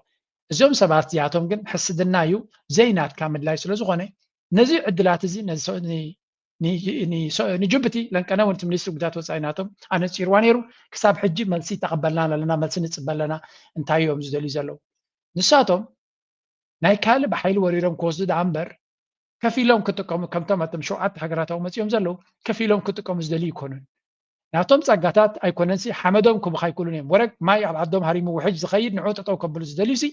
ናይ ካልእ ሃገር መፅኦም ክጥቀሙን ወሪሮም ክሕዙን ሓይሊ ኣየሮምን ሓይሊ ባሕሮምን ኣቡ ክመልሱ እዩ ትመደቦም ብወገን ብዓይነ ኤርትራ እንተሪኻዮሲ ትማሊ በፍንጫ ተደፊእካ ዝወፃኻሲ ኣብዘይ ዓድኻ ፌደሬሽን ግበር ኢሎም ዓለም ንዘፍቀዱልካ ንዑ ኣብ ሓፂር ዓመት ቀቲልካ ወሪርካ ገዛኢ ኮይንካ ብኤርትራ ትቕመጥ ዝነበርካ ሕጂ ተመሊስካ ሓይሊ ባሕሪ ንክኸፍት ደልየ ኣለኹ ፀጥታ ናተይ ከውሕዝ እየ ሰራዊተይ ኣብዚ ክእቱ እንተኢልካ ኣይደኖ ኣብ ኤርትራ ክኣምነካ ዝኽእል የለን እላ መጋበርያ ናትኩም መንግስቲ ተዘይመፅዩ ኣብ ኤርትራ ማለት እዩ ከምቲ ንሳቶም ዝደልይዎ ዲሞክራሲ ኣብ ኤርትራ ክንድግፍ ኢና ክብሉ ከለዉ መጋበርያ መንግስቲ ኣብ ኤርትራ ክገብሩ ስለ ዝደልዩ እምበር ኣብ ኤርትራ ኮፍ ዝበለ ኢንዲፐንደንት ኮይኑ ክውስን ዝኽእል መንግስቲ ስለ ዝደልዩ ይኮኑን ኣገይን እዚ ቶፒክ ናይ ባሕሪ ላዕልን ታሕትን የብልዎ ኣለዉ ዕላማ ድማ ኣለዎ ነቲ ህዝቢ ናቶም ቤላ ጌርካ ሕፅበተ ኣእምሮ ንምግባር እዩ እንታይ እዩ ግን ትፅቡቕ ነገር ኣብዚ ነገር እዚ ድሌታቶም ስለ ዝገልፁ ዘለዉ ህዝቢ ኤርትራ ክልብመሎም ክኽእል ኣሎ ልቦና ውሒድዎ ወይ እውን ፍልጠት ውሒድዎ ኣይኮነ ግን ኣሕዋቲና ሽሮ ሓደ ኢና ንበልዕ ዙርያና ሓደ እዩ ቤተክርስትያን ተመሳሳሊ ልምድታት ኣለና ጸሎት ናትና ተመሳሳልነት ኣሎ ሰዋት ከምኡ ኢሎም ግን እሶም ካብ ምጭፍጫፍ ኣይገደፉኻ ካብ ምቕታል ኣይገደፉኻ ንዓኻ ክሓስመካ ኢሎም ጠጠው ኣይበሉን ከማነ ሃይማኖት ኣለካ ኢሎም ካብ እገዳ ክትወፅእ ኣይደልዩኻን እዮም ስለዚ ንስኻ ብፍሉይ ናባቶም ፅግዕግዕ ትብለሉ ምክንያት ክህልወካ የብሉ ጎረቤትካ እዮም ተመሳሳልነት ክህልዋ ክኽእል እዩ እዚ ግን ሃገራዊ ረብሓኻ ሕጀታት ጌርካ ንዓታቶም ከተረክበሉ ምክንያት የብልካን በዚ ኤግዛክትሊ ትስኻ ሓደ ይትገብረና ትብሎ ዘለኻ ንዓታቶም ሓደ ስለ ዝገብረካ ኣይምሕሩኻን እዩ ማለት ትማሊ ናይ ትማሊ ታሪክ ረእዮ ክንደይ ህዝቢ ጨፍጪፎም ኣብኡ ክንደይ ህዝቢ ተቐቲሉ ኣብቲ ወራራት ብለኩም እዮም ኣብቲ ዘበነ መግዛዕቲ ኣብ ዓድና ከለዉ እንታይ ይገብሩ ነይሮም ስለዚ እቲ ዝብልዎ ሓሶት ምዃኑ ብኩሉ መንገዲ ድማ እቲ ፕሮፓጋንዳ ናቶም በቲ ሓደ በዚ ደይ ኣብ ደገ ባሕርኻ ክትርኢ ናፈተንካ ከለኻ ካለ ጎስጎሳት ድማ የራሳቸውን ጥቅም በሺህ ኪሎ ሜትር ርቀት ነው እያስጠበቁ ያሉት። ሁለተኛ ይሄ የቀይ ባህር ጉዳይ ቀይ ባህር የሚባል አጠቃላይ ጥቅል የዓለም ሀብት እንጂ የሆኑ ሀገሮች ሀብት አይደለም። ዓለም አቀፍ ሕጉ ቀይ ባህር የዓለም ሀገራት የሚጠቀሙት ነው። የዓለም መርከቦች የኢትዮጵያ መርከቦች ሳይቀር ሌት ተቀን ሲንሳፈፉበት ይውላሉ። ሌላው የዓለም ሕግ ደግሞ ምን ይላል? ቀይ ባህርን በቅርበት ያላቸው ሀገሮች ማንኛውም ሀገር ለቀይ ባህር ቅርብ የሆነ ሀገር የተወሰነ ራዲየስ የሚወስን የባለቤትነት የሉዓላዊነት ግዛት ይኖረዋል ይላል። የውስጥ ጣጣችንና መከራችን ይዞን ነው እንጂ እንደ ድሮዎቹ ነገስታቶች ለአገር ሉዓላዊነት እንደሚያደርጉት ነጋሪት ህዝቤ ሆይ ተከተለኝ ደግፈኝ የሚል አዋጅ የሚነገርበት ደረጃ ላይ ደርሰናል። ግን ስንቱ ነው የሚሰማው? ስንቱ ነው የሚደግፈው የሚለው ተማማሎ አዋጅ ጥራይ ዘድለና ዘሎ ወሬና ክንሕዝ ይዝብል ዘሎ አዋጅ ዘድለና ወሬና ክንሕዝ this is the ትጎረቤት ሀገርና እዚዩ ቲ ናቱሪቶ መንግስቲ ኢኮኖሚ ዝክብል አለ ገለሰብ አለ መንግስቲ ማስ ኮይኖም እዚዮም ይብል መንግስቶም ሓደ ህዝቦም ሓደ ኢሊት ናቶም ሓደ እዚ ዲስካሽንስ እዚ ፍቅርን ሰላምን ዘውህብ አይኮንም yes ባዕሉ አሚንላ ጸኒዩ ኃይሉ ስለዘይብልና አከምዚ መድረክ ስለዘየለና ንባዓልና ብሕንፍሽሽ ነብር ስለዘለና exactly that's the point ኣብ ሕንፍሽሽ ትነብር ዘለኻ that's the point ስለዚ ነዚ ሕንፍሽሽ ናቶም ክትጥቀመሉ ክትከላለካ ካብዚ እንድሕር ወፂና እዚ ሕንፍሽሽ ተጠው እንድሕር ኢሉ እንታይ ክንገብርና ይዝብለኩም ዘሎ ህዝቢ ነጋሪት ፀውዒካ ብሚክሮፎን አዊጅካ ናብ ኤርትራ ዲ ናብ ካልእ ወሲድካ ናብ ኤርትራ ኢኻ ኣብ ካልእ ኣይከዱን እዮም አሚን ኣብ ሶማልያ ካብ 2006 ኣለው ኢማጂን እዚያ ዘረባ እዚያ ኩሉ ግዜ ዘክርዋ መንግስቲ ኢትዮጵያ ኣብ ትሕቲ መርሕነት መለስ ዜናዊ ኦባማ ከም ድሌቱ ኡፍ እናበለ ከሎ ኡፍ ይዝብሎ ነይሩ ኦባማ ድሌቶም እዮም ዝብዎም ነይሮም ቀዲምሎ ኣብ ዩኤን ኤርትራ ይግዱ ድሌቶም እዚ ኩሉ ከለዎ ኣብ ውሽጢ ሶማልያ ሰራዊት ከለዎ ስለምንታይ ኣብ ደገ ባሕሪ ዘይወስዳው ስለምንታይ ካብቲ ናይ ሶማልያ መዓት ኣብ ደገ ባሕሪ ዘሎ ሶማል መበቆል ዘለዎ ህዝቢ ኣለዎ ብወፂኡ ኣብ ደገ ባሕሪ ክወስድ ዘይከኣለ ምክንያቱ ሕልምናቱ ትግራዋይ ስለ ዝኾነ እሱ ኣብ ደገ ባሕሪ ተኮይኑ ኤርትራ ምስ ተረመሰት ብኤርትራ ኢና ክንወስድ ዘለና ስለምንታይ ንኤርትራ ምስ ኣጥፋና እቶም እቲ ናይ ትግራይ ትበሃል መለስ ዜናዊ ሕልምናቱ እቲ ፌደራል መንግስቲ ከቆሞ ከሎ ምስ ሓየልና ኢትዮጵያውያን እናበልና ምስ ሓየልና ሃብቲ ምስ ገበርና ሚሳይላት ናብ ትግራይ ምስ ኣተና ብገዳም ብዕፅዋን ድማ ነቲ ናይ ኤርትራ መንግስቲ ምስ ኣፍረስናዮ ነቲ ናይ ኤርትራ ባሕርን መሬትን ወሲድና ጉድባይ ኢትዮጵያ ክብሎም ይትመደብ ነይሩ ኢትዮጵያ ጉድባይ ኢሎም ነቲ ናይ ኤርትራ ወይ እውን ንኢትዮጵያ በታ ዓሰብ ገለገዲፎም ነቲ ካልእ ኤርትራ ወሲዶም ንሳቶም ክንፀሉ ሃገር ክኾኑ ነይሩ ሕልሚ ዓባይ ትግራይ ዝበሃል ካብ ዜሮ ዝተበገሰ ይመስለኩም there was a plan ናባት ከምዚ ገይሮም ከምዚ ኣነ ዝብሎ ዘለኹ ዓዊሎም ኣይተዛረብሉን ክኾኑ ክእሉ እዮም ግን እቲ ፕላን ንኤርትራ ምሰረኹ መሽቃ that's why ፍሉይ ኣፅዋራት ኣብ ትግራይ ዝኽዝኑ ዝነበሩ እዚ ፍሉይ ኣፅዋር ዝኽዘን ዝነበረ ባይደ ወይ ገሊና ብኤርትራ ከምዚ ኣተወ ዝንገር ኣብቲ ኩናት ማለት እዩ እንታይ እዩ እቲ ፕላን ንኤርትራ ርኹምሽ ኣቢልካ ኢምፕሎድ ከም ትገብር እንድሕር ጌርካ ነቲ መሬታን ባሕራን ናብ ነፍስኻ ወጊንካ ነቲ ትግራይ ዝበሃል ምስ ኤርትራ ጌርካ ነፍስኻ ትንፅል እታ ኣርቲክል 39 ናብቲ ሕገ መንግስቲ ክእትዋ ከሎ መለስ ሓሻ ስለ ዝኾነ ኣይኮነን ሓደ መዓልቲ ካብዚ ኢትዮጵያ ዝበሃል ኣብዚ ሰላም ክንነብር ኣይንኽእልና ዝብል እምነት ነይርዎ እዞም ኩሎም ኣምሓራ ኦሮሞ ከባቢ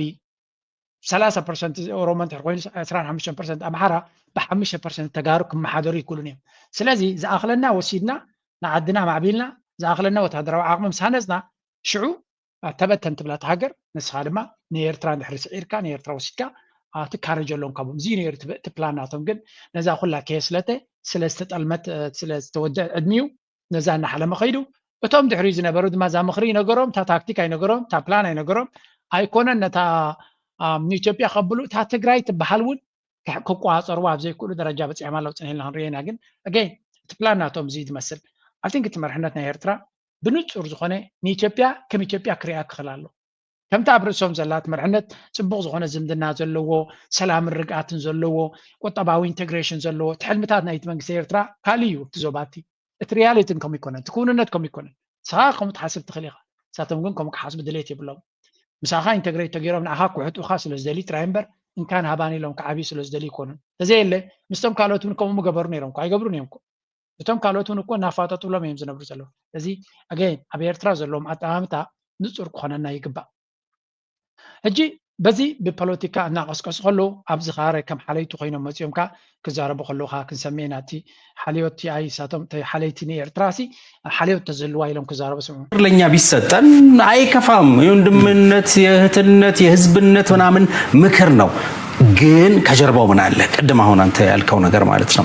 ጀርባው እኛን ለማስታረቅ እኛን እንትን ለማድረግ እኛን እንድን ለማድረግ ነው አይደለም። ያ እንዳልሆነ እኮ የምታውቀው ምን መሰለ? ከሶማሊያ ጋር እሰጥ አገባ ውስጥ በነበርንበት ጊዜ ኤርትራ ምን ነበር ማድረግ የነበረባት? እንደ ጥሩ ጎረቤት ማድረግ የነበረባት እኮ አሁን አንካራ የወሰደችውን ነገር ኤርትራ ነበረችው እንዴ ማድረግ የነበረባት? ኤርትራ ነበረች እኮ። ቅድም ጠቅሰነዋል። ለምሳሌ በሃኒሽ ደሴቶች ላይ ከየመን ጋር በሚጣሉበት ጊዜ ታይዝ በዘለ ዝሕጂ ኤርትራ ከም ምስ ግብፂ ትገብሮ ዘላ ምስ ሶማልያ ትገብሮ ዘላ ንኢትዮጵያ ሓልዮት ከም ዘለዋ ወይ እውን ፅቡቅ ከም ዘለዋ ብዛዕባ ኢትዮጵያ ብዛዕባ ፕረዚደንት ሃገር ኤርትራ ዝገብሮ ኢንተርቪው ኣመልኪቶም ክዛረቡ ከለዉ እዮም። ኤርትራ ከም ጥዒቲ ጎረቤት ሰላምን ርግኣትን ናይቲ ዞባ ትደሊ ነይራ እንተትኸውን እዩ ዝብል ዘሎ። ንሕና ምስ ሶማልያ ክንበኣስ ከለና ከም ጎረቤት ታዮም ክገብሩ ዝግብኦም ንክልቴና ኣስመራ ኣምፅኦም ንኣብን ንፎርማጆን ኣምፅኦም ንዑ ተዓረቁ ኣይግድን እዚ ፅቡቅ ግብሪ ይኮነን እዚ ክትገድፍዎ ይግባእ ክትብል እዩ ዝግባእ ነይሩ ከም ጎረቤት ኢሉ ወዮዳ ዓሻኳ ክብሎ ይክእል ነ ተንኮለኛ ጥራይ ክብሎ ዝኽእል ዕሽነት ኣይኮነን እዚ ቅድሚ ናብ ሶማልያ ምኻትካ ንኤርትራ ታሪካዊ ብፅሒት ኣለኒ ንኤርትራ ክንወራ ኢና ንኤርትራ ክንድምስሳ ኢና ክትብል ከምዘይ ከረምካን ከምዘይ ሓገኻን ተገምጢልካ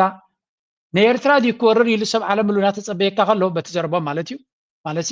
በታሪክ ይግባአና ዶብና ናብዚ ኢሉ አሉላ አባ ወላ ጣሉላ አባ ከምዚ ኢሉ ናበለ ድፍክር ዝነበራ ፓርላማ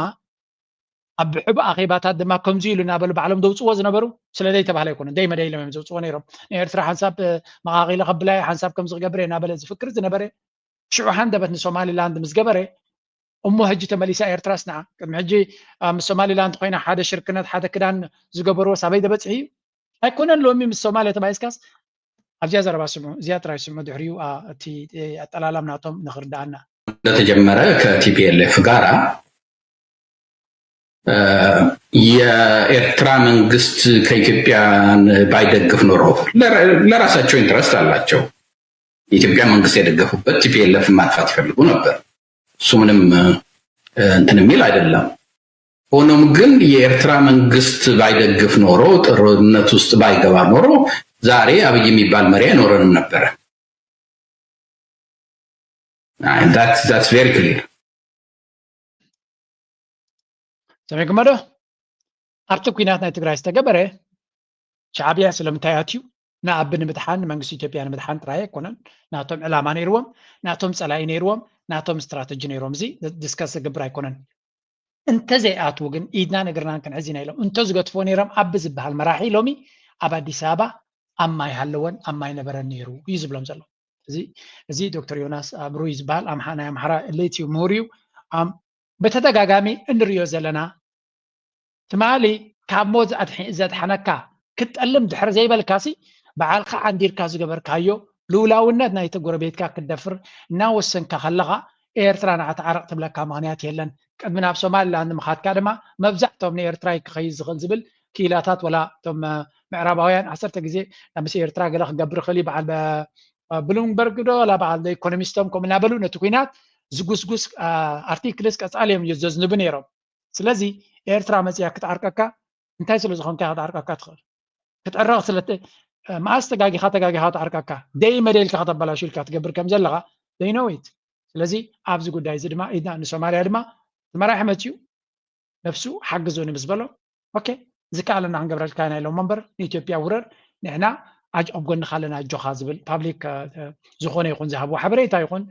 መረዳእታ ይብሎም ምስ ግብፂ ክገብሩ ከለዉ ግብፂ ናፃ ዝኾነት ሃገር እያ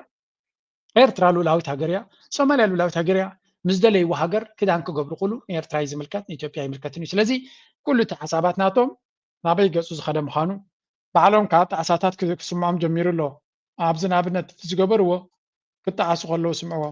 ዲፕሎማሲያዊ ኪሳራታት ታናጊዳ ክብል ሓደ ሰራሕተኛ ቤት ጽሕፈት ቀዳማይ ሚኒስትር ገሊጹ ኣሎ። ብዙሓት ዓለም ለኸባያን ዞባውያን ጉዳያት ወይ ዝተግበሩ ስምምዕነት ኢትዮጵያ ከበድቲ ዋጋታት የኽፍልዋ ኣለዎ ክብል እዩ ገሊጹ ዘሎ። ካብቶም ቀንድን ንኢትዮጵያ ንዝሓለፉ ልዕሊ 5 ዓመታት ከበድቲ ዋጋታት ዘኽፈልዋ ዝበሎም ድማ ኣብ መንጎ ኣዲስ ኣበባን ኣስመራን ዝተገበረ ስምምዕነት ብቐዳምነት ይቐድም። መንግስቲ ብልጽግና ካብ መጀመርታ ምስ ኤርትራ ንነዊሕ እዋን ዝጸንሐ ምስሓብ ንምፍታሕ ዝገብሮ ጻዕሪ ኣብ ፈለማ ብህዝቢ ጽቡቕ ተቐባልነት ረኺቡ ነይሩ ዝበለም እቲ ነበር ሰራሕተኛ ቤት ጽሕፈት ቀዳማይ ሚኒስትር እንትኾነ ሓዱሽ ዝተመስረተ ዝምድና ምስ መንግስቲ ኤርትራ ዝመርሕ ስምምዕ ይኹን መትከል አይነበረን ኢሎም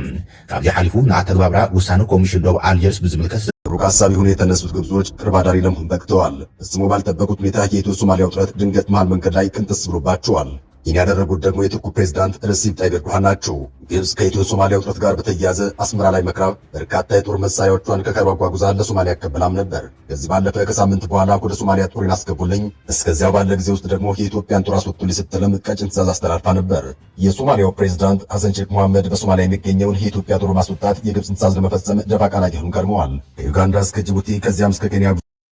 ሕጂ እንታዮም ክገብሩ ዝፍትኑ ዘለው ኣብ መንጎ ሶማሊያን ኤርትራን ግብፅን ዝነበረሲ ብሰንኪ እዚ ቱርኩን ኣብ መንጎ ኢትዮጵያን ሶማሊያን ዝፈጠረቶሲ ንብሙሉእ እቲ ጂኦፖለቲካ ከም ዝተቆፃፀርዎ ኮይኖም እዮም ዝዛረቡ ዘለው። እዚ ከዓ ንብዙሕ ሰብ ከም ዘገርም ፍሉጥ እዩ። ዳስ ዋይ ኣብዚ ዘምፅኦ ዘለዎ ኢትስ ጀስት ፌክ ኒውስ። ሓቀኛ ቱርኪ ምስ ግብፂ ዝፃረር ነገር ኣይገበረትን። ቱርኩን ኣብ መንጎ ኢትዮጵያን ሶማሊያን ዘሎ ሰላም ንክገብር ምፍታና ውግእ ኣይትደልን እያ ዘላ። ስለምንታይ ቱርኪ ነዳዲ ከተውፅያ ትፅዕር ዘላ። ሶማሊ ዝተረጋገት ሃገር ክትከውን እዮም ዘልዩ ዘለው። ኣብ ካልእ ናይ ነዳዲ ኤክስፕሎሬሽን ስለ ዝኸዱ ዘለው ኩናትን ወረብ ኩናትን ኣብ ሶማሊያ ኣይደልዩን እዮም ዘለው። ስለዚ ንኣቢ ግድን ክትሰማምዕ ኣለካ፣ ልኡላውነትን ግዛእታዊ ደቡብን ናይ ሶማሊያ ከተኸብር ኣለካ እዮም ኢሎሞ ሕራይካ ኢልዎም ሱ there's nothing ንሶማሊያ ንምቕያር ዝተገበረ ኦፍኮርስ እቲ ተገይሩ ዘሎ ግብፃውያን ይሕጎሱላ ዝብል እምነት የብለይና ዋይ እስከዚ ኣብዚ ሓንቲ ሪፖርት ነይራ ንስማያ ኣብ ጉዳይ ህዳሴ ግድብ ንዘሎ ምስ ኢትዮጵያ ዘይምቅዳው ኣብ ዝበለ ስልጣን ዶናልድ ትራምፕ መፍታሕ ክትረክበሉ አንቂላ ቅድመ ምድላው ትውግን ከም ዘላ ተፈሊጦሎም ማዕከን ዜና ሚድል ኢስት ሞኒተሪንግ ንምንጭታቱ ብምጥቃስ ኣብ ዘርጎሕ ዜና ከም ዝሓበሮ ግብፂ ዶናልድ ትራምፕ መንበረ ስልጣኖም ዝተረከቡ ብወገን ግብፂ ንክተቅርቦ ዝተዳለወትሉ ሰነድ ግድብ ህዳሴ ኣጻፊፋ ትዳሎ ከም ዘላ ይገሊጹ። ኣገረ ግብፂ ኣብዚ ሕዚ እዋን ኣብ ሱዳን ዝርከብ ሰበስልጣን መንግስቲ ብምውሃድ ፋይል ግድብ ህዳሴ ኢትዮጵያ ብምትሕባር ኣብ ዘበነ ስልጣን ዶናልድ ትራምፕ ሓድሽ መስርሕ ኣንፈት ንምጅማር ዘኽእላ ሰነዳት እውን ተጻፍፍ ከም ዘላ ተሓቢሩ።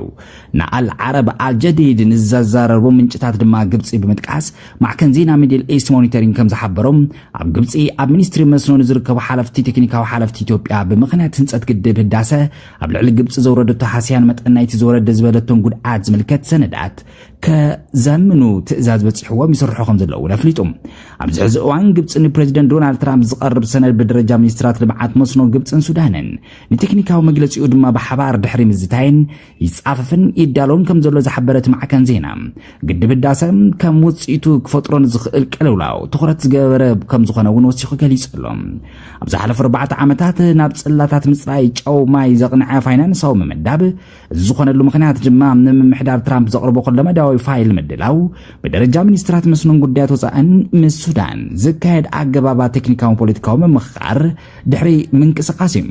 እዚ ሰነዳት ናይ ምድላው ስራሕቲ ግብፂ ቀዲማ ንምስራሕ ምፅፋፍ ትነጥፍ ዘላ ዶናልድ ትራምፕ ምስቶም ዝመዘዝዎ መንግስታዊ ማሕበር ሕብራት ኣሜሪካ ኣብ ዘበነ ስልጣኖም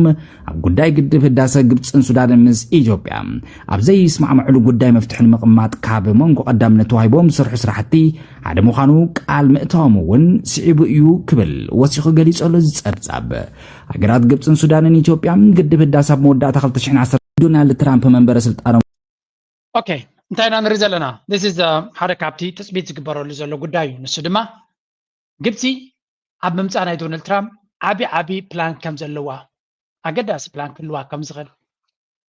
ብግምጡ ኣልተሪናያ ኣብ ዘበነ ዶናልድ ትራምፕ እንተደይ ሰሊጥዎም ንሓዋሩ ክሰልጦም ከም ዘይኮነ ንጹር እዩ ንግብፂ። ስለምንታይ ከምኡ ብላ ኣለኹ ብዙሕ ምኽንያታት ኣለኒ። ዶናልድ ትራምፕ ብንጹር ንግብፂ ዝድግፍ መትከል ከም ዘለዎን ሕልፍ ሓሊፎ ነቲ ዴጋ ወልዕዎ ህረምዎ እንዶ ዝበለ መራሒ ነይሩ ሓደ። ስለዚ ግብፂ the same ኣብቲ ግዜ ኣብያ ዶናልድ ትራምፕ ንግብፂ ሓጊዙ ነቲ ዴጋ ህረምዎ ክብል ከሎ መራሒ ናይ ኢትዮጵያ መን ነይሩ? أبي أحمد نيرو أبي أحمد دما دونالد ترامب هيفتوني نيرو بتجزيتي حجون كفتوى يكون كالاي إذا حدا سازي دونالد ترامب مس جبت زوجنا بوليس كم زنبرة يزنقر نارون لي ده كالاي مت أنجزية زخدة إثيوبيا نحيلات كتمسسلة تخل اتحلمنا طب نايز قد دايز مفتاح رغبلو إذا أوكي حنت ستيف هلا قد مزيا كابل تشن عسرت حدا وي عسرت خلتن جميرو كساب مودات أنا كابل تشن عسران سلستن أمونغو إثيوبيان جبسن ننوع عمت هذا غزلة زتانيرو شمقلنا نيرو نايز قد دايزين مفتاح كبابي عسرت عمت لا عسرت عمت زغزلة أما ودات أنا عسران سلستن تسوى غوريتهم كاب تسمع وش يوم جبسي ترجم يبلون كلمة قد خنا نذل نمبر بس إثيوبيا ترى ذلك تفتح زغل شجر أيقون بمبعد ما دام نم تغيرون so أبزي حجي now or forever you هالو قد دايد مالهم إثيوبيا أوشت أو كيناتن من مقالد اتزبلت ما درفت خفيت اللي زلي برجس ما تيخانة تديقام هرام أما رأس كم زي وزوا فلوت معناته تديقام تفريسو التماي هو بلا غير نبيك مثلا قبت يخمت so distraction عنوات يخمت مفتوحك قبر تخينهم قل إثيوبيا كترمس كم زلوايم كقبر زلوا بلانا توم كوميك خنزل معناته نعسرت عمت أبتقولك سلطة ما يكال بوت هذا راح يلي دماغه قبر وزغول انتهي مخاني فلتني سوتي وهذا زرق حوزلو قبل إثيوبيا بوليتيكاوي ويون قرارات ديهم كوردو زغون تزعنه قبريهم السدرا يقول سلازي كون يجن مس جبتي نو مس إيرترا مس سوماليا مس دبوب السودان مس السودان بكل من قدي سمعت قبر زلوا معناته بقرب متيوم أكشن نخ قبرو كحجزهم زخل من قدم عليه إذا سراويتهم من أسواراتهم ناب سوماليا زتو زلوا هذا من قدي نتبي سومالي لاند كوتس وز تنزلوا نا إثيوبيا تطور مبالي أوكي إثيوبيا بو أكيد نيلالا لولاونت نا سومالي لا نا سوماليا كبرى لنيلالا تقدر نا سومالي لاند كم هاجر تقبلنا تركم كالارسي كل زنريو زلنا نتقداي مليس زحلال خير جبت دما أبي أحمد زتوكر بلان كلوا بوليس كلوا خمسغل نمان نمسب زردع نجر بروه نجري السكاب كونه دما إيرترا مزجبت الديل كتجبر كلا إيرترا من قد جبت انتهى كتركب سلا تغلي إيرترا جبت مسيا فولي وتهدرا وحاجز كتجبرا ويسلت أنا اختبلات دليت كم زي بلا فلوت زأكل وتهدرا وتمكروس اللي وحجر إيرترا انتهى كم كدلت تغل ندحرق جبتي بقرب عم دونالد ترامب ركب كلوا مزخل تغينو إيرترا دما زقرب ديل مزجبت اللي وان دحرقينو ربحنا يجبس أبي أبكاب بعرب كابي إيرترا نأمريكاون بتحوتز قبر زلوا أجمع سلزلوا جبسي مس أمريكا خوينا زخون بيزا بإيرترا جرا نتكون تاتن موقعك حق زين دعريلا إيرترا بوزيتيف أوركتو سلت قبر زلا أبزبنا دونالد ترامب حد قرنا تكلا على خل كلا لما اتزلوا أجمع بأمريكا زور زلوا أجمعات كل يخل سلزي إيرتراون calculated movie جرا زلا تزوات عمن جدد ما جرا لا إذا كل كنا تعدما دونالد ترامب كوزو زخل بوليسيتا كمل زخليو هذا كافتي أجد أسمع بالك دونالد ترامب سلطة مش حزي بتحروجني لنا إسرائيل إمارات دعراتين أب سوماليلاند is gonna be very complicated نسوت ده قات يمكن جبتي زكاة لهم كجبر مخانة من إثيوبيا تقبل المفتار إيرترا محن تخي جبرت كابتو كنا تاتي كتربع تغل هجر مخانة مجنزابي دلي إسكان أبتنا يقرب أبتنا بخيد ለኢኮኖሚያ ውድገታችንም ኪ ተራለው ለሀገራችን ደህንነት ማስጠበቂያም በጣም ትልቅ ተጽዕኖ አለው ብዬ ማመን ጀመርኩኝ እና በጦርነቱ ወቅት ኦፊሻል የሚታወቅ በጦርነቱ የአሰብን መያዝ አለብን የሚል አቋም ነበረኝ زتري وزلهم هذا كابتن اللي نتقرأ جونا في سلطان كمت حق زبل زليو الأمانة تيد ما كل جزء أبقى بحرك نقول لنا أبتك زي كيناتنا هي ورانا إثيوبيا زي نبرة يسأل شو من تنساك تشه استخال لنا مثلا نعسب كن حزال نازبل مركز نيرني إلو تقاليسو أي سلطة من شعي تقلي في قابة بوتاتي سلزي زياتهم يوم تمحونات مسز بيرترا بلا بلا زبلو الأمام نزي مسد تنت إلى توصيل أزلا أو سراوت أتو تواهيلو زوليا قريب أزلا سراوت أتو تواهيلو قريبة اللي من قد زيو international border محلو بناي بروتيرا اسمه معنات ناتكم حلف النتيو كبيت ساقم يقات من دالو انتهي خمس مسأنا ونين فلتن من الشعبية كو ناي سلام سمعنات يقبرنا بس مقصي تابعنا ناي سلام سمعنات غيرنا زلنا ناي تيغراي ناي وحسنا خيرلو فلاي كاب دقن زمص حيلي ناي مكل خال حلفنت باناتكم يو راتي وهب اللو كورات تيغراي ትግራይ ናብ ኩናት ሕድሕደ ከይተምርሕ መጠንቃቅታት ይወሃበለው ኩራት ትግራይ ኣብ ዝሕ ዘዋን ኣብ ትግራይ ዝረአ ዘሎ ፖለቲካዊ ቅልውላውነት ንትርኽን ላዕለዎት ሰበስልጣን ናብ ኩናት ሕድሕድ ከምርሕ ከም ዝኽእል ስጋታት ይገልጹ ኣብ ስልጣን ዘሎ ሓይሊ ንኽልተ ተገሚዑ ዝፍጽሞ ዘሎ ዝተባሃለ ጅምላዊ ምጥቃም ኮነ ኣብ ገለ ክፋላት ትግራይ ዝረአ ዘሎ ውግንና ሓይሊ ሰራዊት እውን ደው ክብል ተሓቲቱ ትግራይ ሕልኽላኽ ፀገማት ትግራይ ንኽፍትሑ ዝሕግዙ ብመጽናዕቲ ዝተደገፉ ሓሳባት كأربو كم زقباوني تقوم على تبوطات تمكروتات عالم بمقمار كنا مصنعات تسترقفو حسابات بمنجاي مقرب كابتزلو بوليتيكاو كلولاو كان ناقفو كما زغلونيو تحبيرو قبل تግራይ كم حالن اي بوليتيكا تግራይ ዝከታተል ሰብ ከመይ ተዋሪድና ከም ዘለና ዘርኢ ተዋሪድና ኢና ዘለና ለውጥና እንደልበልዎ በቃ ለውጥ ሁሉ መንእሰይ በሙሉ መጽ ያለው ድሕሪ ዝባይዞ ድሕሪ ተይምለስን ይብል ጌታቸው ድሕሪ ተይምለስን አታነ ድሕሪ ተይምለስ ቅድሚት ድኻት ምለስ ቅድሚት ድኻት ጎይ ተሃድም ድኻሲ ትወርቅ እንደተጠብሎ ሓግዙን እንደበሎም እስሓግዘን ኢልካ ወዘሎ ስታንድ ሓደገኛ ይባሃል ጀነራል ጻድቃን ከስተኻኸሉ እዩ ዘሎ ትሒዝዎ ዘሎ ስታንድ ሓደገኛ ይባሃል አየ አምሹር ኣብቲ ምይጥና ክነልዕኖ ኢና ብዝርዝር ግን ናይ ትግራይ ሰራዊት ጉዳይ ብትክክል እዩ ኣነ ሕዚ ትግራይ ኣብ ናይ ፖለቲካ ካርታ ህሉ እዚ አይና ንብለኩም ዘለና እቲ ሕንፍሽፍሽ ኣብ መንጎም ዘሎ ብፍልይ ዝበለ ኣብ ካልእ ደረጃ ይተበፂሕ ዘሎ ስለዚ እቲ ሕንፍሽፍሽ ነዚ ይመስል ናብ ኤርትራ ገጽና ክንሰግር ኢና ሕጂ ኤርትራውያን ኣብ ኡጋንዳ ኣስታት 3 ቢልዮን ዶላር ኣብ ቁጠባ ኡጋንዳ ኣበርኪቶም ተባሂሎም ኣብ ኡጋንዳ ዝርከቡ ልዕሊ 300 ኤርትራውያን ኣወፈይትን ካልኦት ዕዱማትን ዝሳተፍሉ ዋዕላ ን21 ታሕሳስ ክካየድ ተመዲቡ ከም ዘሎ ተሓቢሮም እቲ ኣብ ፓላስ ፕሌይ ፓርክ ክካየድ ተመዲቡ ዘሎ ዋዕላ ብምትሕብባር ማሕበርኮም ኤርትራውያን ነበርቲ ኡጋንዳን ቤት ጽሕፈት ፕሬዝደንት እቲ ሃገርን ዝተዳለወ ምዃኑ መርበብ ዜና ናይል ፖስት ጠቂሱ ኣብቲ ንኻልኣይ እዋን ከም ዝካየድ ዝተገለጸ ዋዕላ ቀዳማይ ሚኒስትር ኡጋንዳ ዝርከቦም ዝተፈላለዩ ሰበስልጣን እቲ ሃገር ኣምባሳደር ኤርትራ ኣብ ኡጋንዳን ካልኦት ዕዱማትን ክሳተፍሉ ምዃኑ እቲ ምንጪ ኣፍሊጡ እቲ ንብዙሕነትን ሓድነትን ዘጣመረ ቴማ ዘለዎ ዋዕላ ኣብ መንጎ ኤርትራውያንን ኡጋንዳውያንን ኣውፈርትን ነጋዶን Yes, the article is ab media كزور وعلالا لثلاثة مئة إيرتراويين investors كاب diaspora هذا مثلا مالتي for second diaspora يعني diaspora conference أبزبل I think تم investors ab بوغاندا زغمتو ناب كبابي maybe ab بعجبا كالو زغمتو كاب دقد متسون كله خليهم زين يبحكي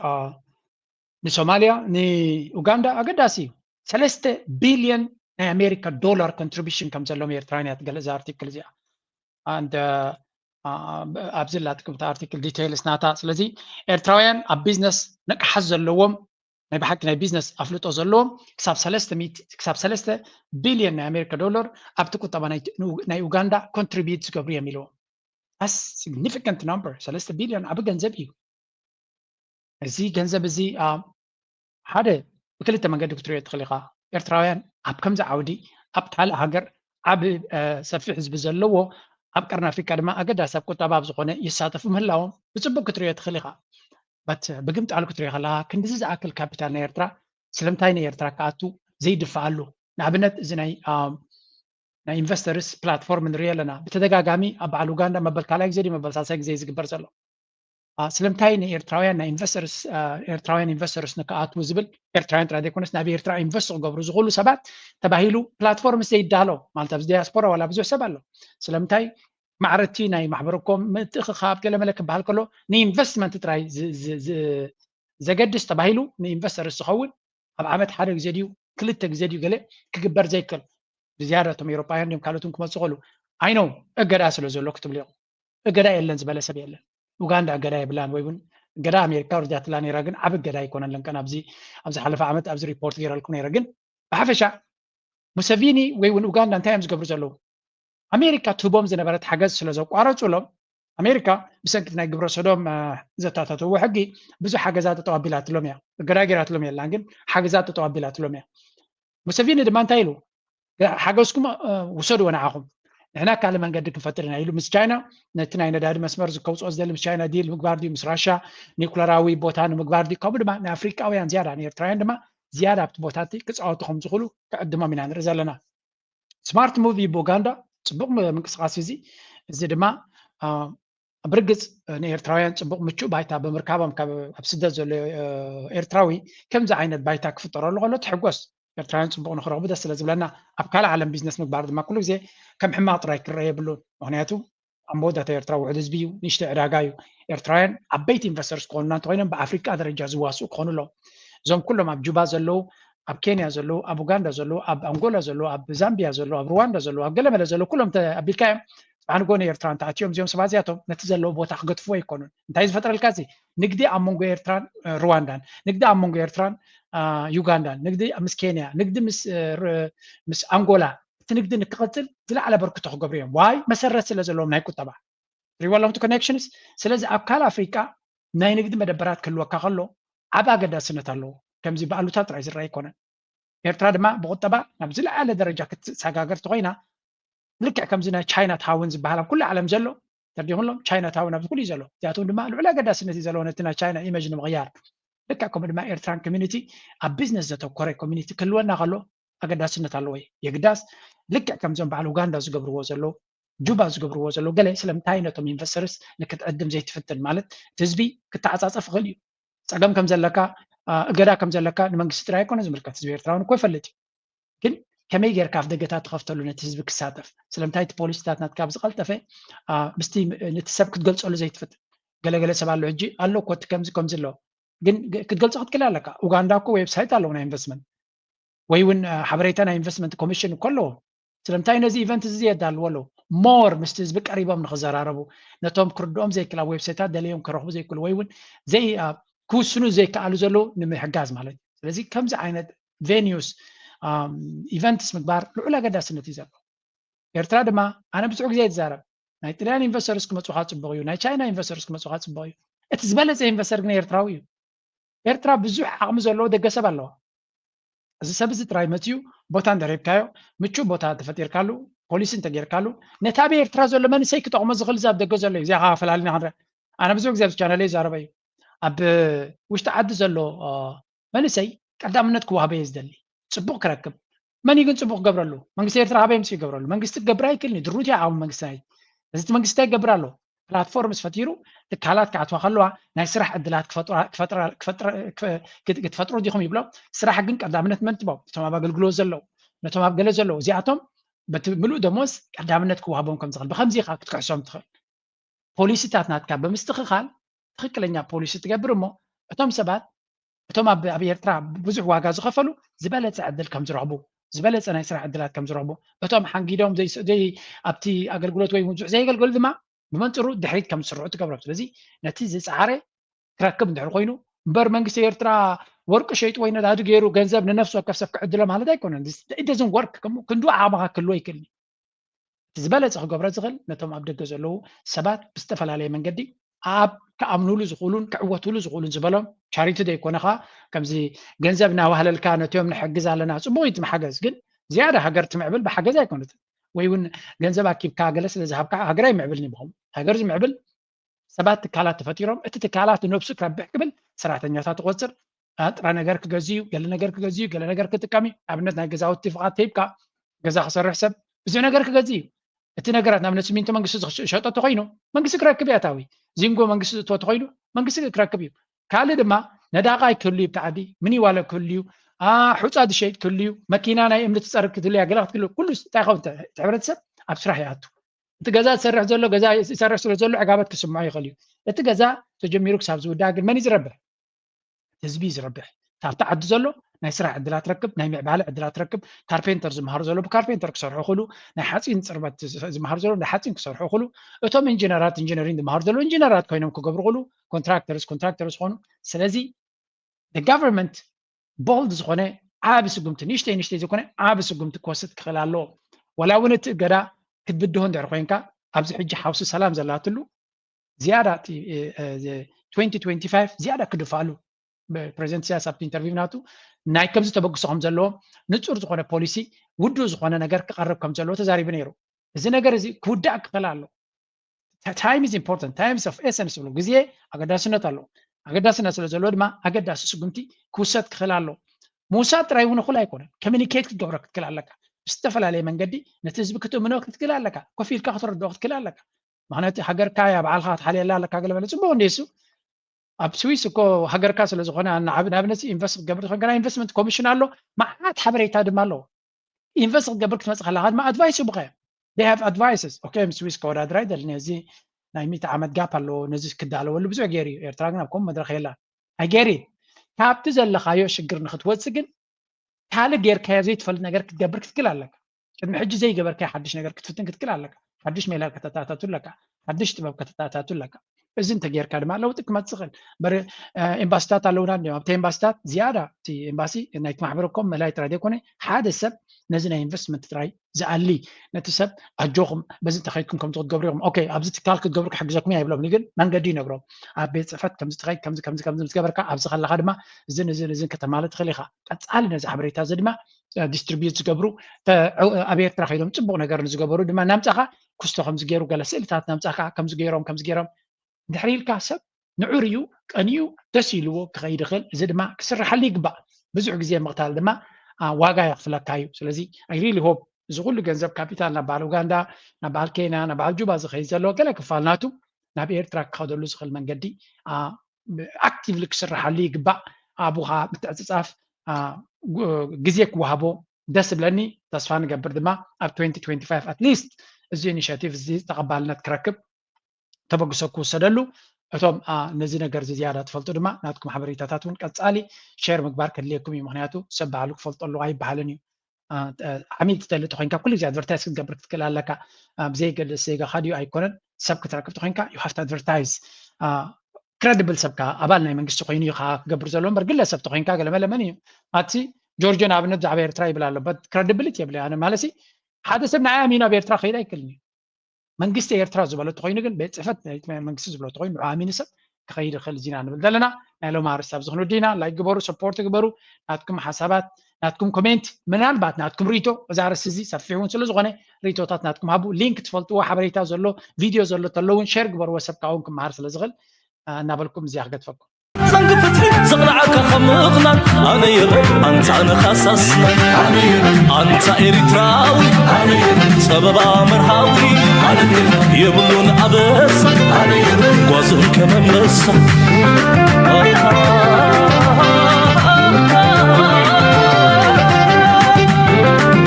أنا تلك لومي مع سكوي الواسع تفعلن كان بخاب برد مفراسة سعر كايرو بخاب حقنات كعبي أنا بتحقق أنت حدا لبي كلنا كعبي يقولون أبصح قاسي كمان بصح أنت إريتراوي سبب مرحاوي يقولون أبصح قاسي كمان بصح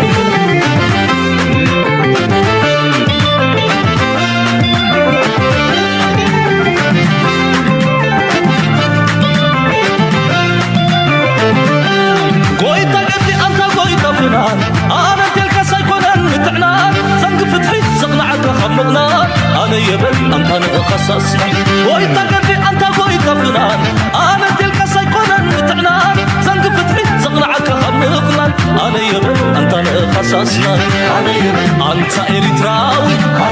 سبب مرهاوي يبلون أبسا قوزن كمان لسا